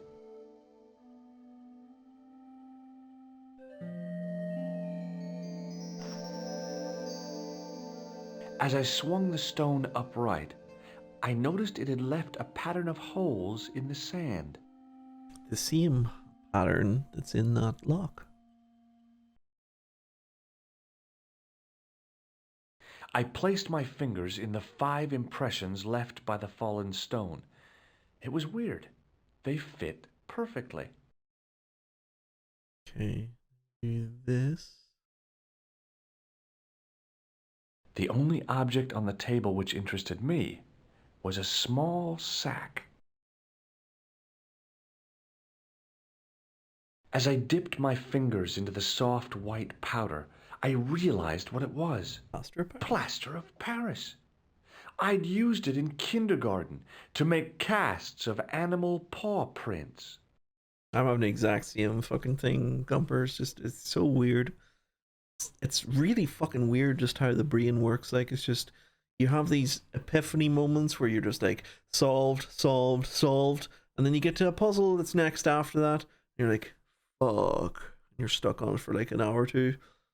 And you finally solve it. And you're back to solved, solved, solved. It's weird. It's just weird, like how you just hit this one puzzle. It's just like your brain just retained no fucking information about it. This goes into that.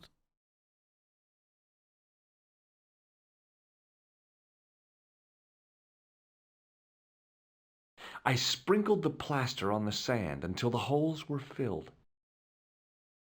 Okay.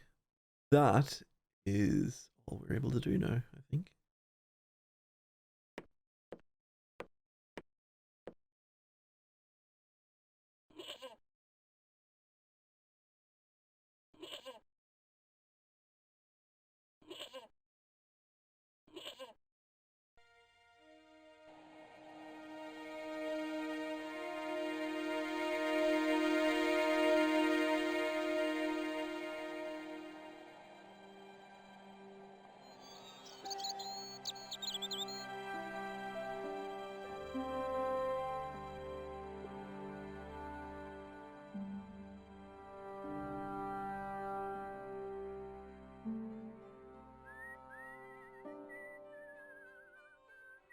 So I know what I need to do, but I can't remember how to get there.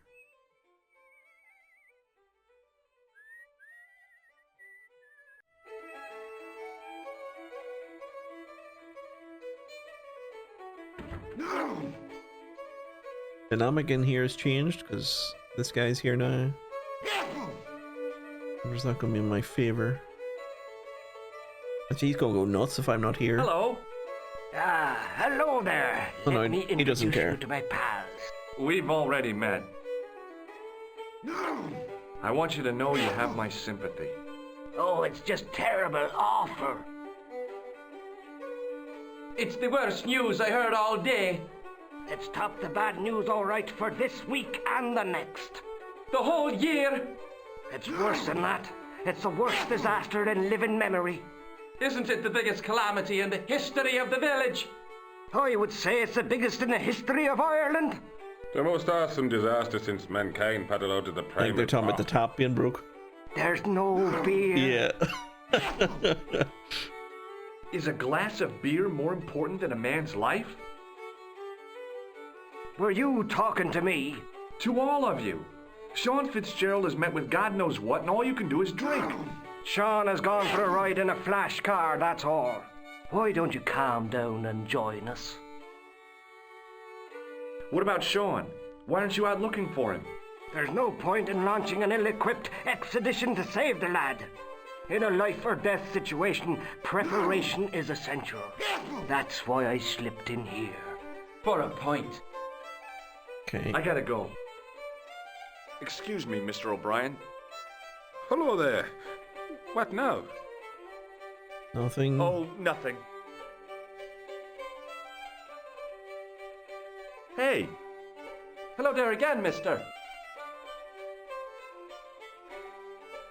Oh, nothing really. So our next problem is getting into the back. Excuse me. Yes, sir? Does this... I knew it. The minute you walked through the door, I knew you spelled trouble. Now, just a minute. It might be what you're used to in Oh, I New think York, this is but we cocaine. don't use that stuff here. Hey, it's plaster. I found it in the castle. Thanks. I was about to reach for the pump when I came to my senses. A rash move like that in a strange country with strange customs could be my last.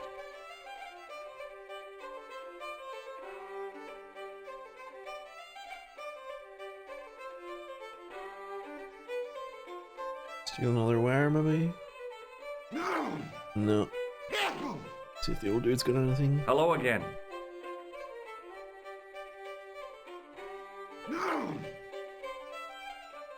What? What? What do you make of this white powder? Ah! Hair fever!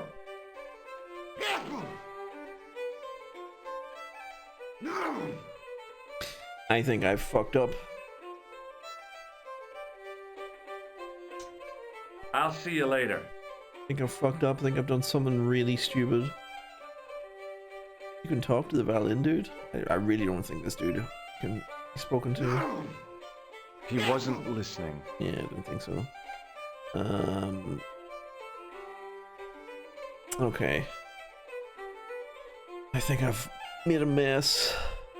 Not a mess, but I've done a small oversight.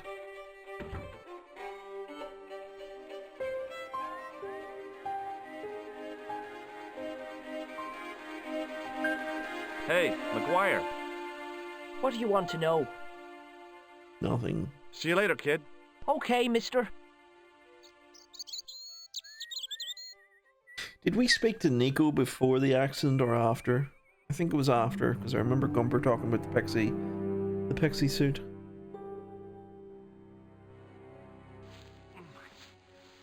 We spoke to Nico after the car crash, right?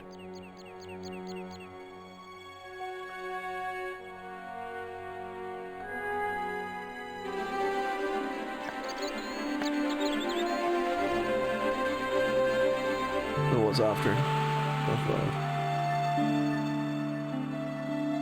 Anything around here? I'm missing. I don't think so. I think it's just chapel. Okay. So this is the oversight I think I've had here. I I should have tried clicking on this.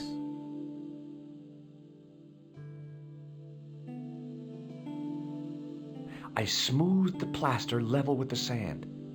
It was my first experience of home improvement.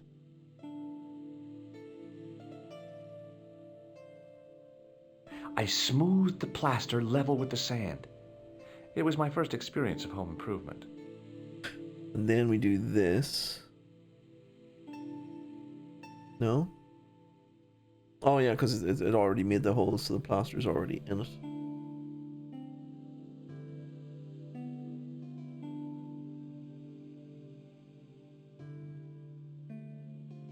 The only thing I'll talk about over here is the jar. The only object on the table which interested me was a small sack. Yeah, I thought maybe I didn't click enough times there or something to maybe trigger the next part.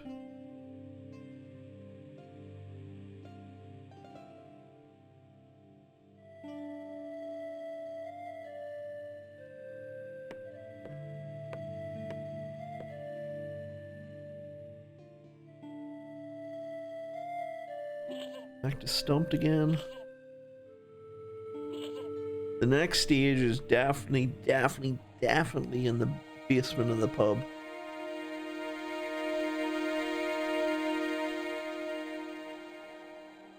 I even can remember what item you're meant to use in there.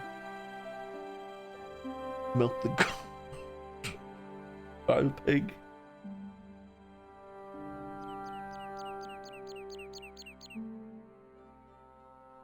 We're missing something here.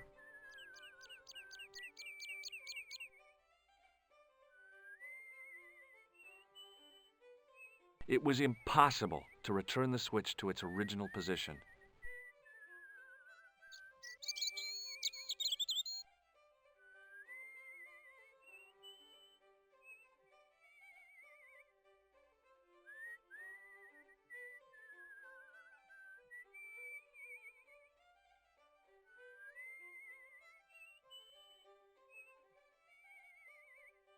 He's just gonna shrug his shoulders. Yeah. Fuck.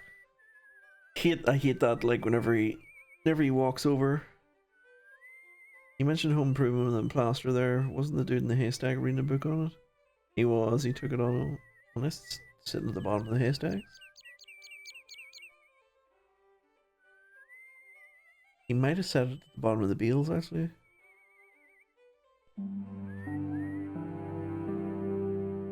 No, he didn't.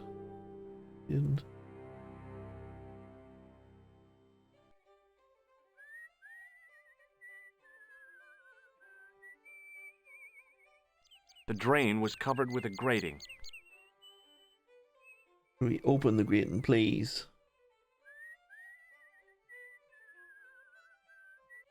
I took hold of the grating and pulled hard, but it didn't move. Don't pick up the lid or anything, no.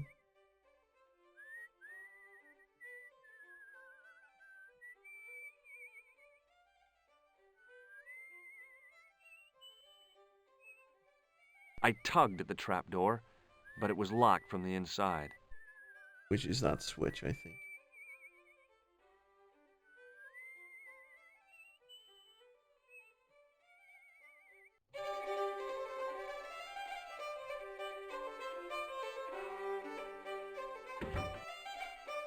He talks here at this side of the bar about wanting to fix the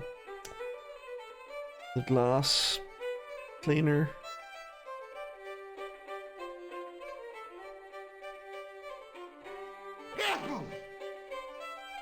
Get out. I could try to fix your glass washer. Oh no, not unless you're a qualified electrician.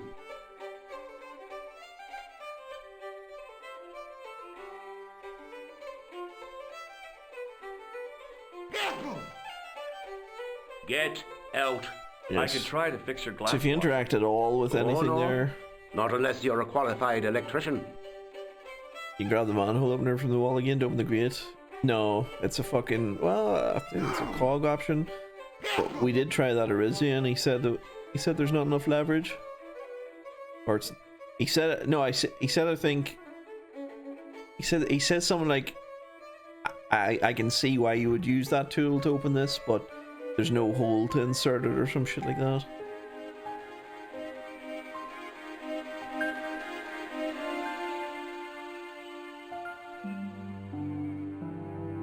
But I am stuck, so I will oblige your suggestion.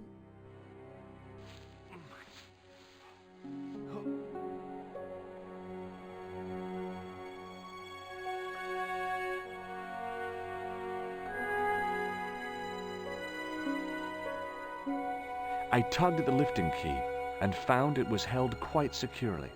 Okay, so that is a big ripperoni.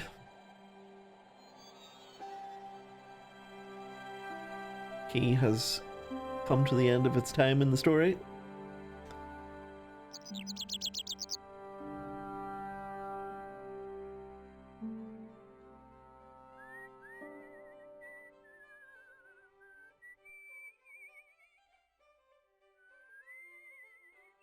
Can we maybe order another pint? Have him in tears about the tap or something?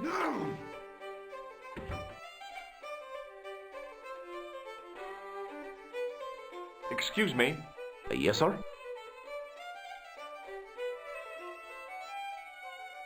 May I borrow this towel? Sure you can, on one condition. What's that? You keep it away from old Ron.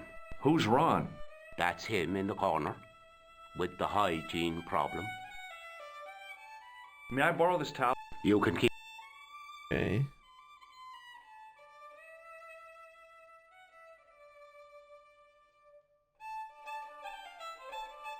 If anything that qualifies you as an electrician, I fucking do. It just so happens I'm an electrician. Check out my credentials. You fucking look that up, Falnar. Well, You no. fucker. Isn't that marvellous? Here's a house bedeviled with faulty wiring of a wayward nature. Here's you, an electric man, with a little plastic card to prove it. I still want to see what you can do before I let you touch me beer pumps. You can make a start on the glass washer. Get in!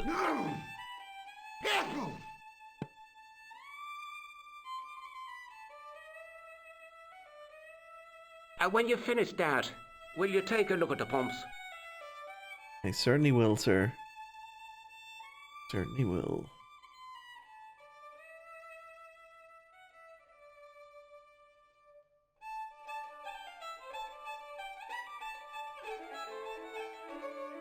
I used all my knowledge of electrical engineering to examine the plug.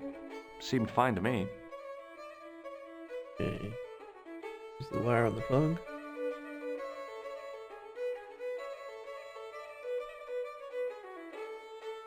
I replaced the fuse with a piece of wire. I knew it was dangerous, but I was desperate enough to disregard everything I knew about standard safety precautions. Excuse me, Mr. Leary. I fixed your glass washer, no problem. Bingo! And a blessing to all the saints. A free half pint to that man, on the house. Now, could you take a look at the beer pumps? Well, I guess so, but I'm not making any promises. If you can't fix them, I'll have a riot on me hands. The pumps are in the cellar, right? That's right. You'll find a flashlight down there somewhere. Yes!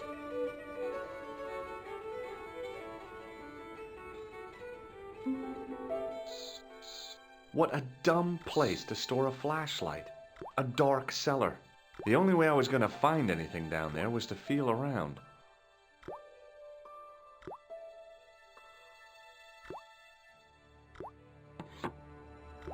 I pushed the lever and heard the grating of metal, but nothing appeared to happen.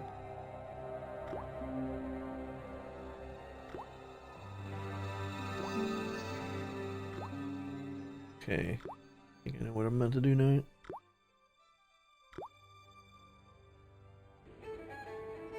Still working on your fucking beer pumps, not fixed yet.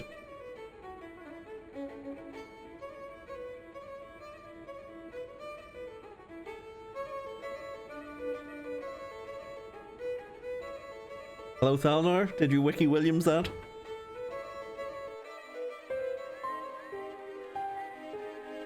These should be open now because I pulled the lever from inside. Yeah. I lifted the trap door, and an overpowering smell of stale beer rose from the cellar below. I looked down on a stone-tiled floor, way too far to jump. Oh shit. Excuse me. There was a nasty feeling in my guts I usually associated with light opera. It was Khan. What's the problem? Did you see what happened here a few minutes ago? What was that? A man was involved in an unfortunate accident. I didn't see anything. What about the boy? He doesn't know anything either. The kid, well, you know how it is in these rural communities. Not enough genes to go round. I prayed McGuire had the sense to keep his mouth shut. Alan doesn't seem to know me. Was the guy hurt bad? He's been taken care of, but he thinks he dropped a small parcel. You didn't happen to find it, did you? If I had, I would have taken it to the police. Of course. Thank you. Why would I when he especially told me not to? Oh, that's fair enough. He said it was too far to jump, so let's go back inside and into the basement again.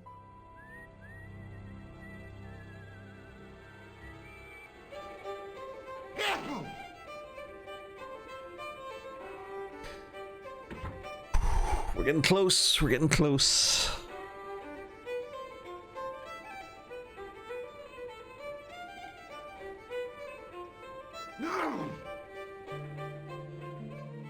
Okay, now we have light in here. Excellent. There's our flashlight. Then I noticed a flash of light. Something sparkling beneath the open trapdoor.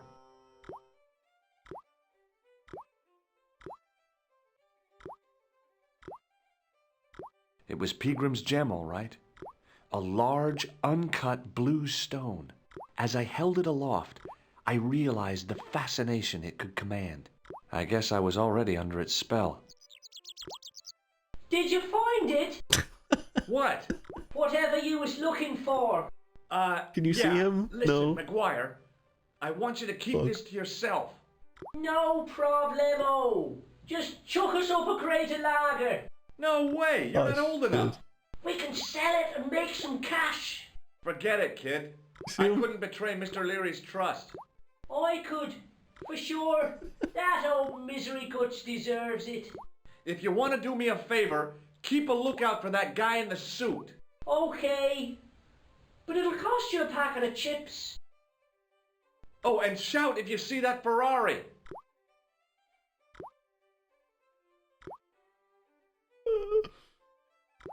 A legend.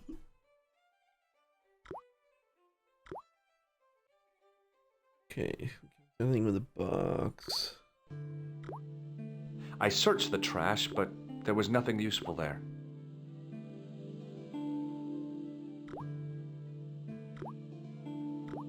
So you heard that guy talking about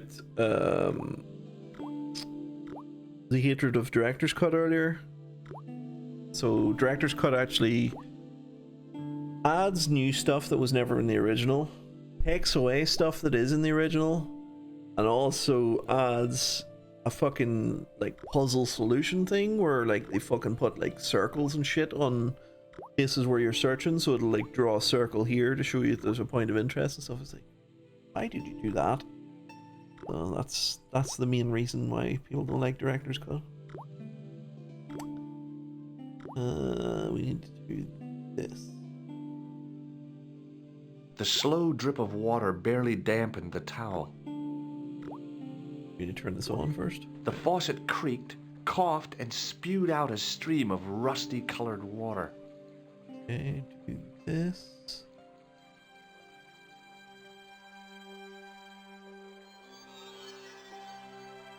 I held the towel under the faucet and soaked it with water. I shut off the faucet as tight as I could, but it kept on dripping. Okay, let's roll!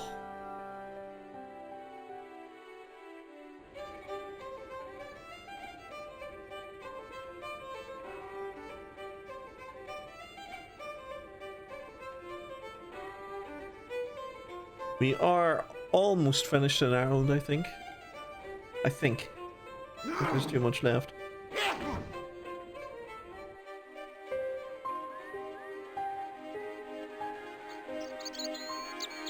Ireland's like the first place where you run into like a proper puzzle to solve. It's been like small up until now, but this is the first time you actually have like an elaborate puzzle.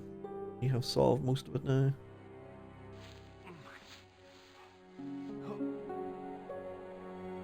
I'm not looking forward to like Broken Sword 3 onwards, where I actually don't know what the fuck I'm doing. Like at least here, you guys have had the advantage of me knowing certain parts of this. Whereas once we hit 3 onwards, I'll have no fucking clue what's going on. Can you run in general, or was that just for the goat? That was just for the goat puzzle. George can't run.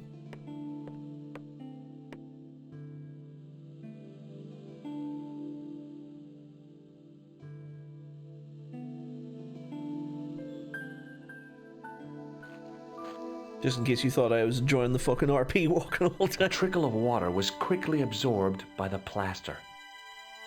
Okay, that should be it, I think. Nice. I eased the solid piece of plaster from the sand.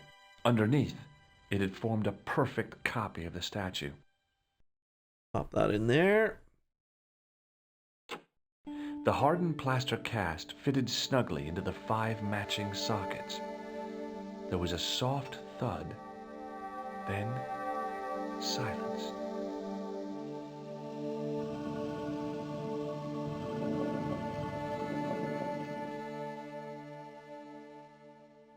George now begins to mess with shit that he shouldn't.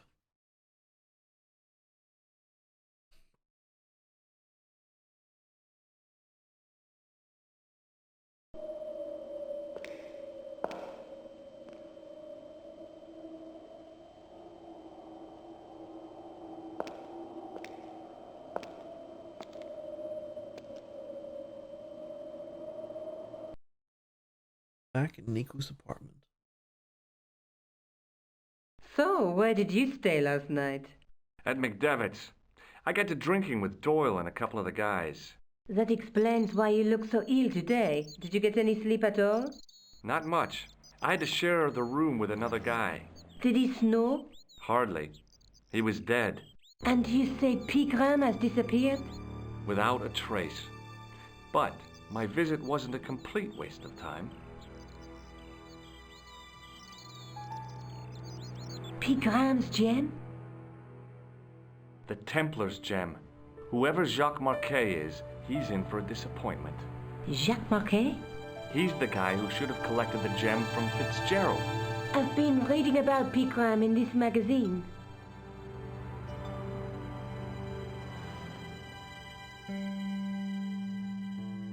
The media got its claws on him. Yeah, if I was his agent, I'd get him to lose the pipe.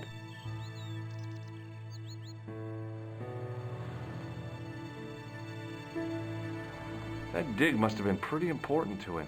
He resigned his chair at Durham University to go to Ireland. And now he's disappeared.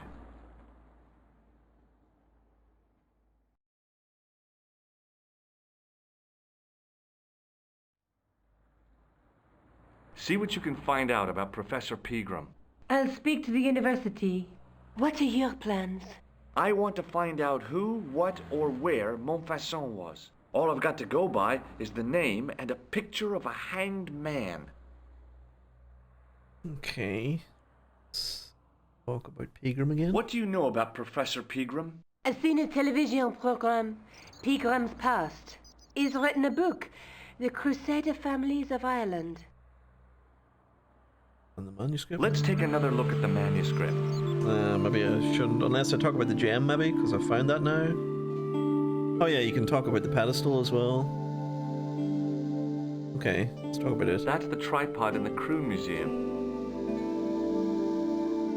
That's the gem that Pegram found in Lochmarn.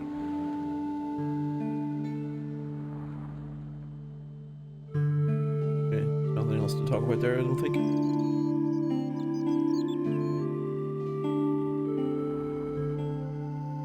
Gem, maybe? Do you want to look after the gem? No, George. I'd be too tempted to sell it.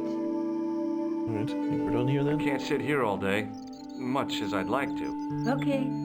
Don't forget to look for Lobinot at the Croon Museum. And why don't you see if Rosso has heard anything? Okay. Anything else I can do for you while I'm out? Shopping, a trip to the laundromat. Just take care of yourself. Okay, let's try and see Lobino at the museum. Update Rosso. And we'll go from there.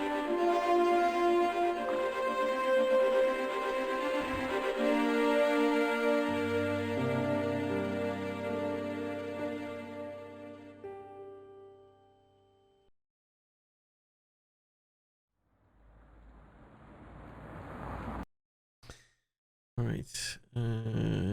Imagine entering a crypt and teleporting to France. Fucking happens to this man all the time. Hotel's grayed out now, we can't go there anymore. Can't go to the clown shop anymore.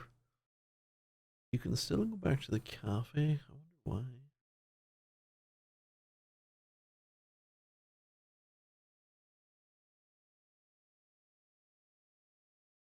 I'm not gonna go for now, but that's strange. Let's try and go to the museum.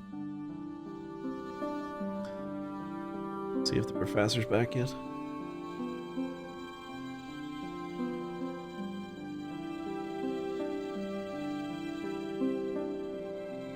He is, I think.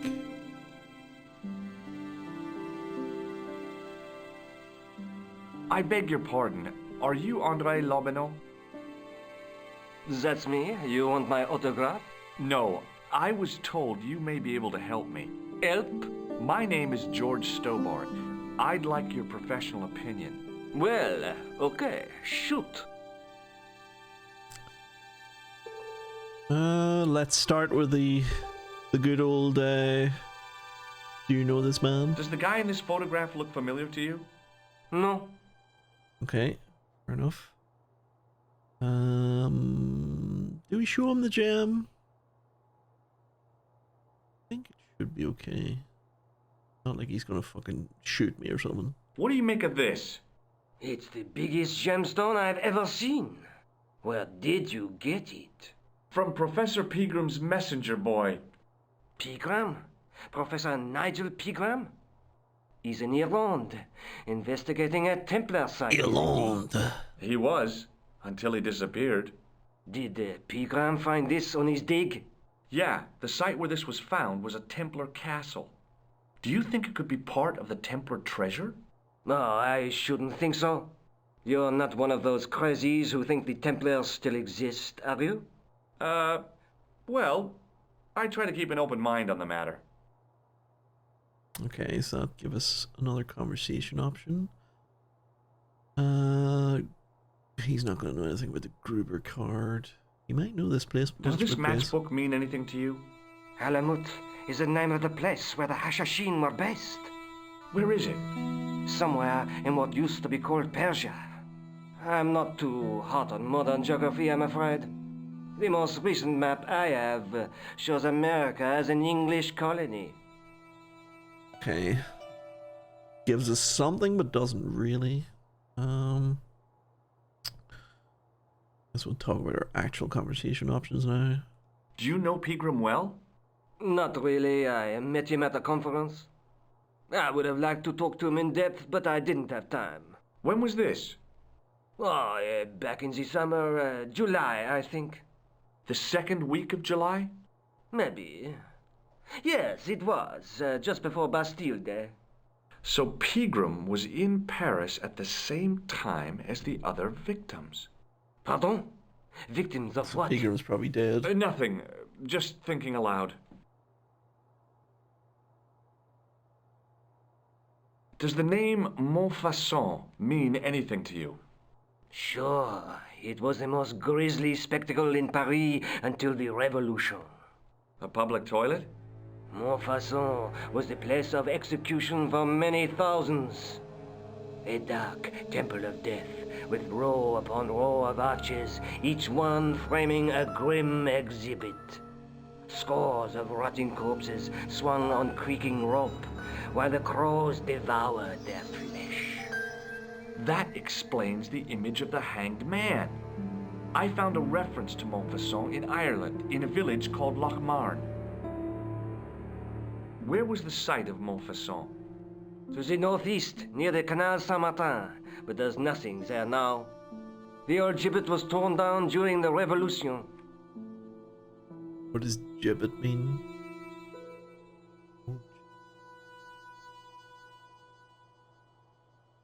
Gibbet meaning. Gibbet is a gallows. Never heard that word before. I'd like your opinion on a medieval manuscript. Vraiment? Do you have it with you? No, it's too fragile. And besides, there are certain people who'd stop at nothing to get their hands on it. Intriguing. Do you have a copy of the text? There isn't much, only a few Latin phrases. I was kind of hoping you'd help decipher the pictures. Without seeing the manuscript, that's a tall order. Just tell me one thing. What does the image of two men riding on the same horse suggest to you? The Knights Templar. Does the Templar seal appear on this manuscript? I'd love to see that for myself. Nico? The manuscript is being looked after by a All friend. right. In Paris? Yeah. Not far from here, in fact. Well, just give me the address and I'll come round and take a look. I'm not so sure about that. Maybe I should check with her first. A female friend? Yeah, she's a woman. Maybe it was my imagination, but I noticed a predatory look in his eye. Suddenly, this friendly historian had turned into the big bad wolf. This friend who has the manuscript? Oui, the anonymous girlfriend. She lives at 361 Rue Jarry. Ah, I know it well. I'll drop by. Just as soon as I can. I'm not sure about you coming around to see Nico, but here's her home address if you ever want to stop by and see her. Okay. Well protected there, George. Very valiant of you. Can you tell me anything about the Knights Templar? I sure can, Georgie. Soldiers, diplomats, mercenaries, monks, bankers, you name it, the Templars fit the bill. The greatest fighting force in Christendom, the militia of Christ. Jeez. How did the Templars get their name? From the building in which they set up their headquarters. The King of Jerusalem gave them part of a mosque on the Temple Mount. It was said to have been the site of the original Temple of Solomon. The order became known first as the Knights of the Temple, and later as the Knights Templar. You're a mine of information, Andre.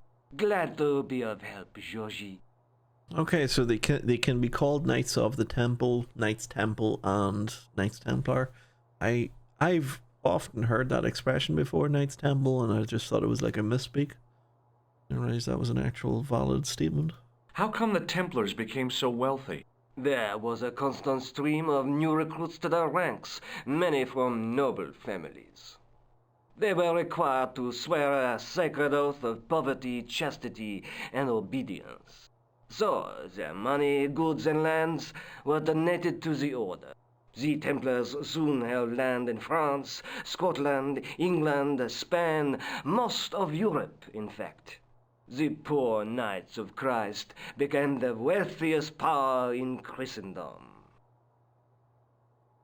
Is it true the treasure of the Knights Templar was never found? Who knows? So little knowledge of what really happened remains. Or if it does, the truth has never been made public. What do you mean by that? The Templars have attained mythological status, like the King Arthur of the Britons. There are people even now who say the Templars still exist. Do you think that's likely? No, not for a minute. Okay, I think we've asked him about everything. Thanks for your help, Andre. You're welcome.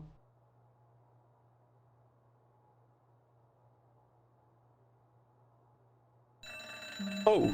As I reached toward the display case, a shrill piping filled the air. I froze, then tried to get myself together and act nonchalantly. Now what did I tell you about touching the exhibit? The alarm wasn't there before. Was it you can touch all you want so long as your hands are clean? Not quite, monsieur. It was do not touch, not ever! Oh yeah, that was it. Okay, so he has the power to turn that off.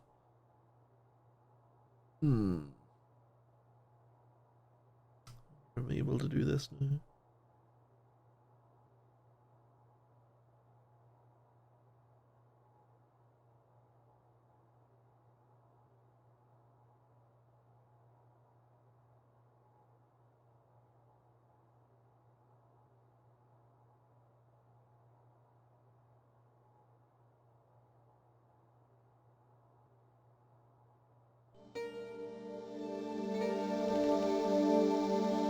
No, monsieur. No.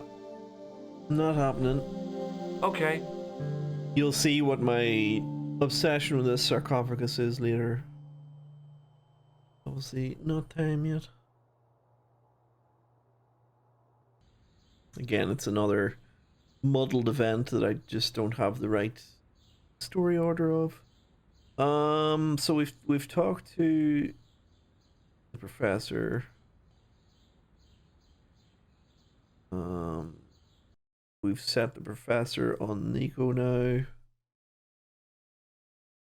What else could we do? We can go to the site of Montfaucon now as well.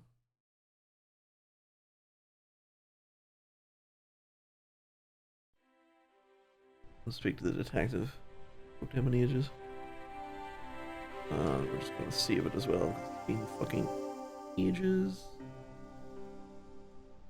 There's a phone here too. I tip Nico off that he's coming. Can you go back to the crypt, or was that it? No, that was it. That's all there is in the crypt.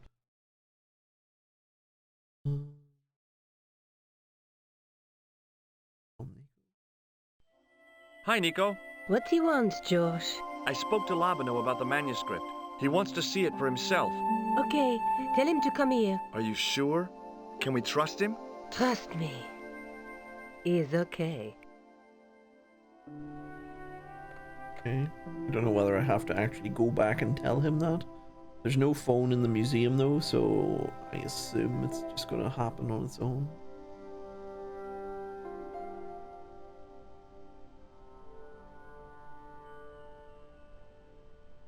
Excuse me. True, Gumper. Monsieur Stobart, n'est-ce pas? That's correct. You remember me. The retention of such data is part of my duty as a gendarme.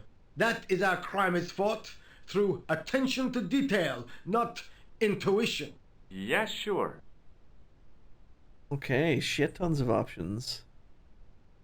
Let's talk to him about the I'd like to plans. report an assault. Yes, monsieur?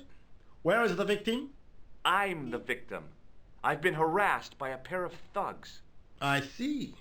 And where did this alleged assault take place? Outside the Hotel Ubu. They stopped me as I was leaving and went through my pockets. Could you describe the suspects, monsieur? One looked like a gorilla, and the other looked like a weasel. Their names are Flap and Guido. Bon. I'll get them this time. He knows them? What are you going to do about Flap and Guido, Sergeant? I'm going to bust them, monsieur. For years I have been hoping to pin something on that pair. Now's my chance. I'll show them, and the inspector. Thanks, Sergeant. Thanks for taking me seriously. I'm only doing my duty, monsieur. Wonder if that map of Paris is accurate. Not a good enough look at it to tell you. Do you know a man named Khan? He's a shifty-looking guy with a scar on his left cheek. No, monsieur. Has this man any connection with the bombing of the cafe? Yes. I believe Khan was the name he used when he hired the clown costume. Have you heard of a man called Marquet? Yes. He used to be known as the Mole of Montmartre. I heard he's been hospitalized, probably by one of his rivals. Which hospital was Marquet taken to? The Hagenmeyer Clinic, in the Avenue des Hérissons. Wonder if that's going to be a lead then. Why was Marquet known as the Mole of Montmartre? Because he lived in Montmartre, I suppose. Yeah, but why the mole? I don't know. Maybe he ruined people's lawns. I know the identity of the dead guy. His name was Plantar. Is that so? You knew him, did you? No, but... We'll know everything there is to know about him soon enough. I'm trying to be helpful here. The best way you can help us is to go home, monsieur. Is Rosso here? Yes, he is. You wish to speak to him?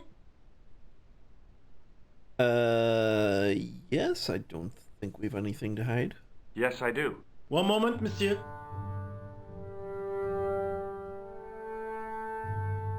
Stobart is here to see you, monsieur. Did he say what it was about? No, monsieur. Very well.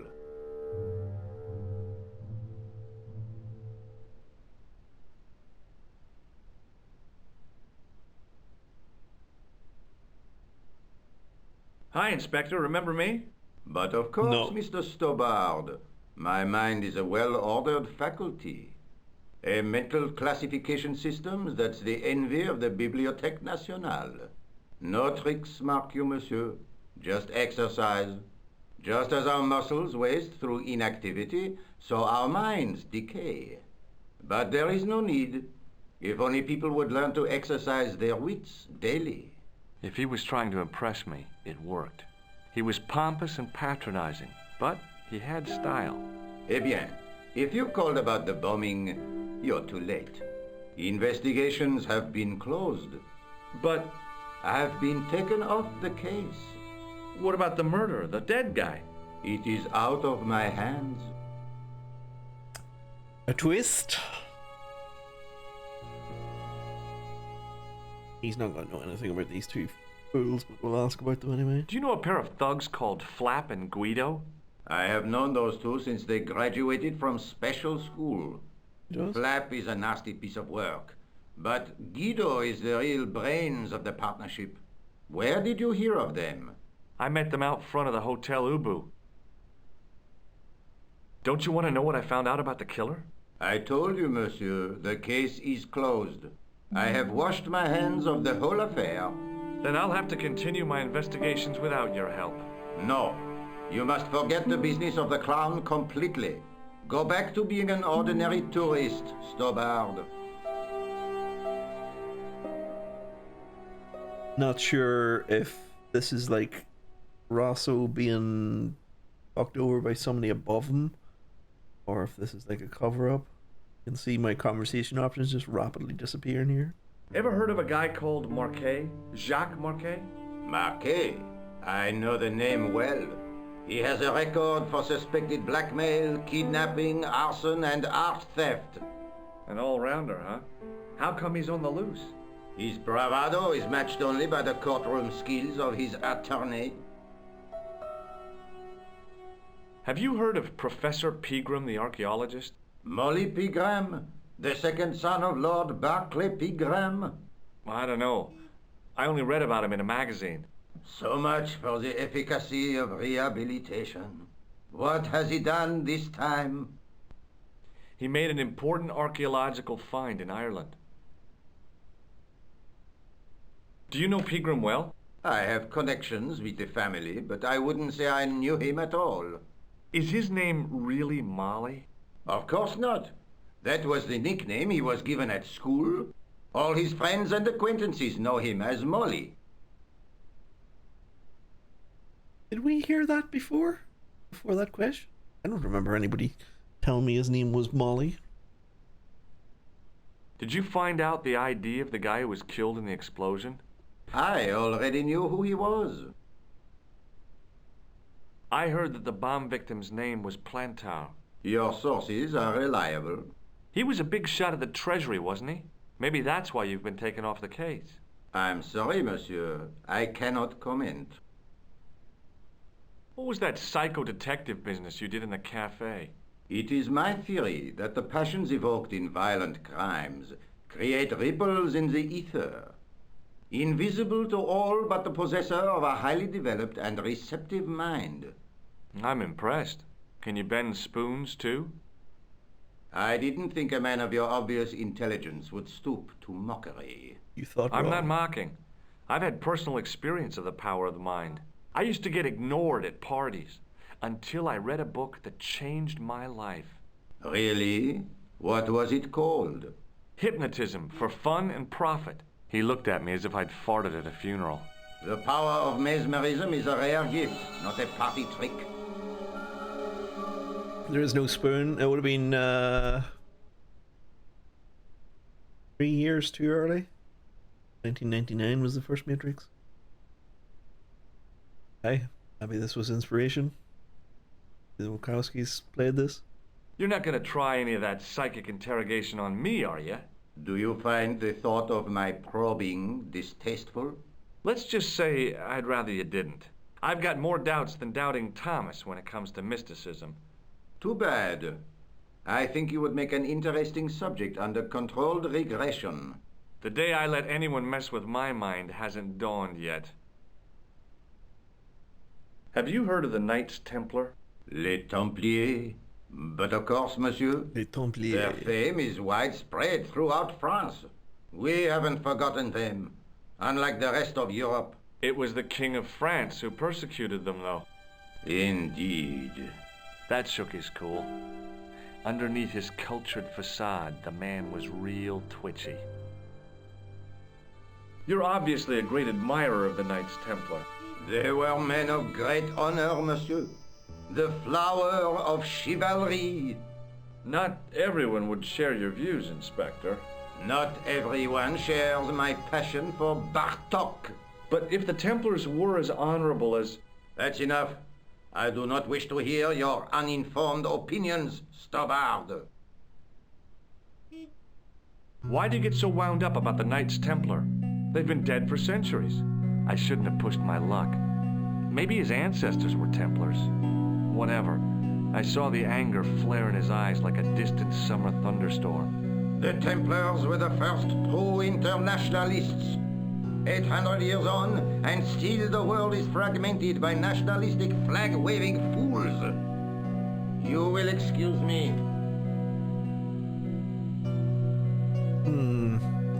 Rosso gets a little bit passionate about talking about the Templars, which is interesting. Get him back out here now. Excuse me? What do you want now? Is Rosso here? Yes, he is. You wish to speak to him? Nah. Not really. See you later, Sergeant. Okay, just to be thorough, let's go back to the museum and tell the professor that Nico's okay with him stopping over.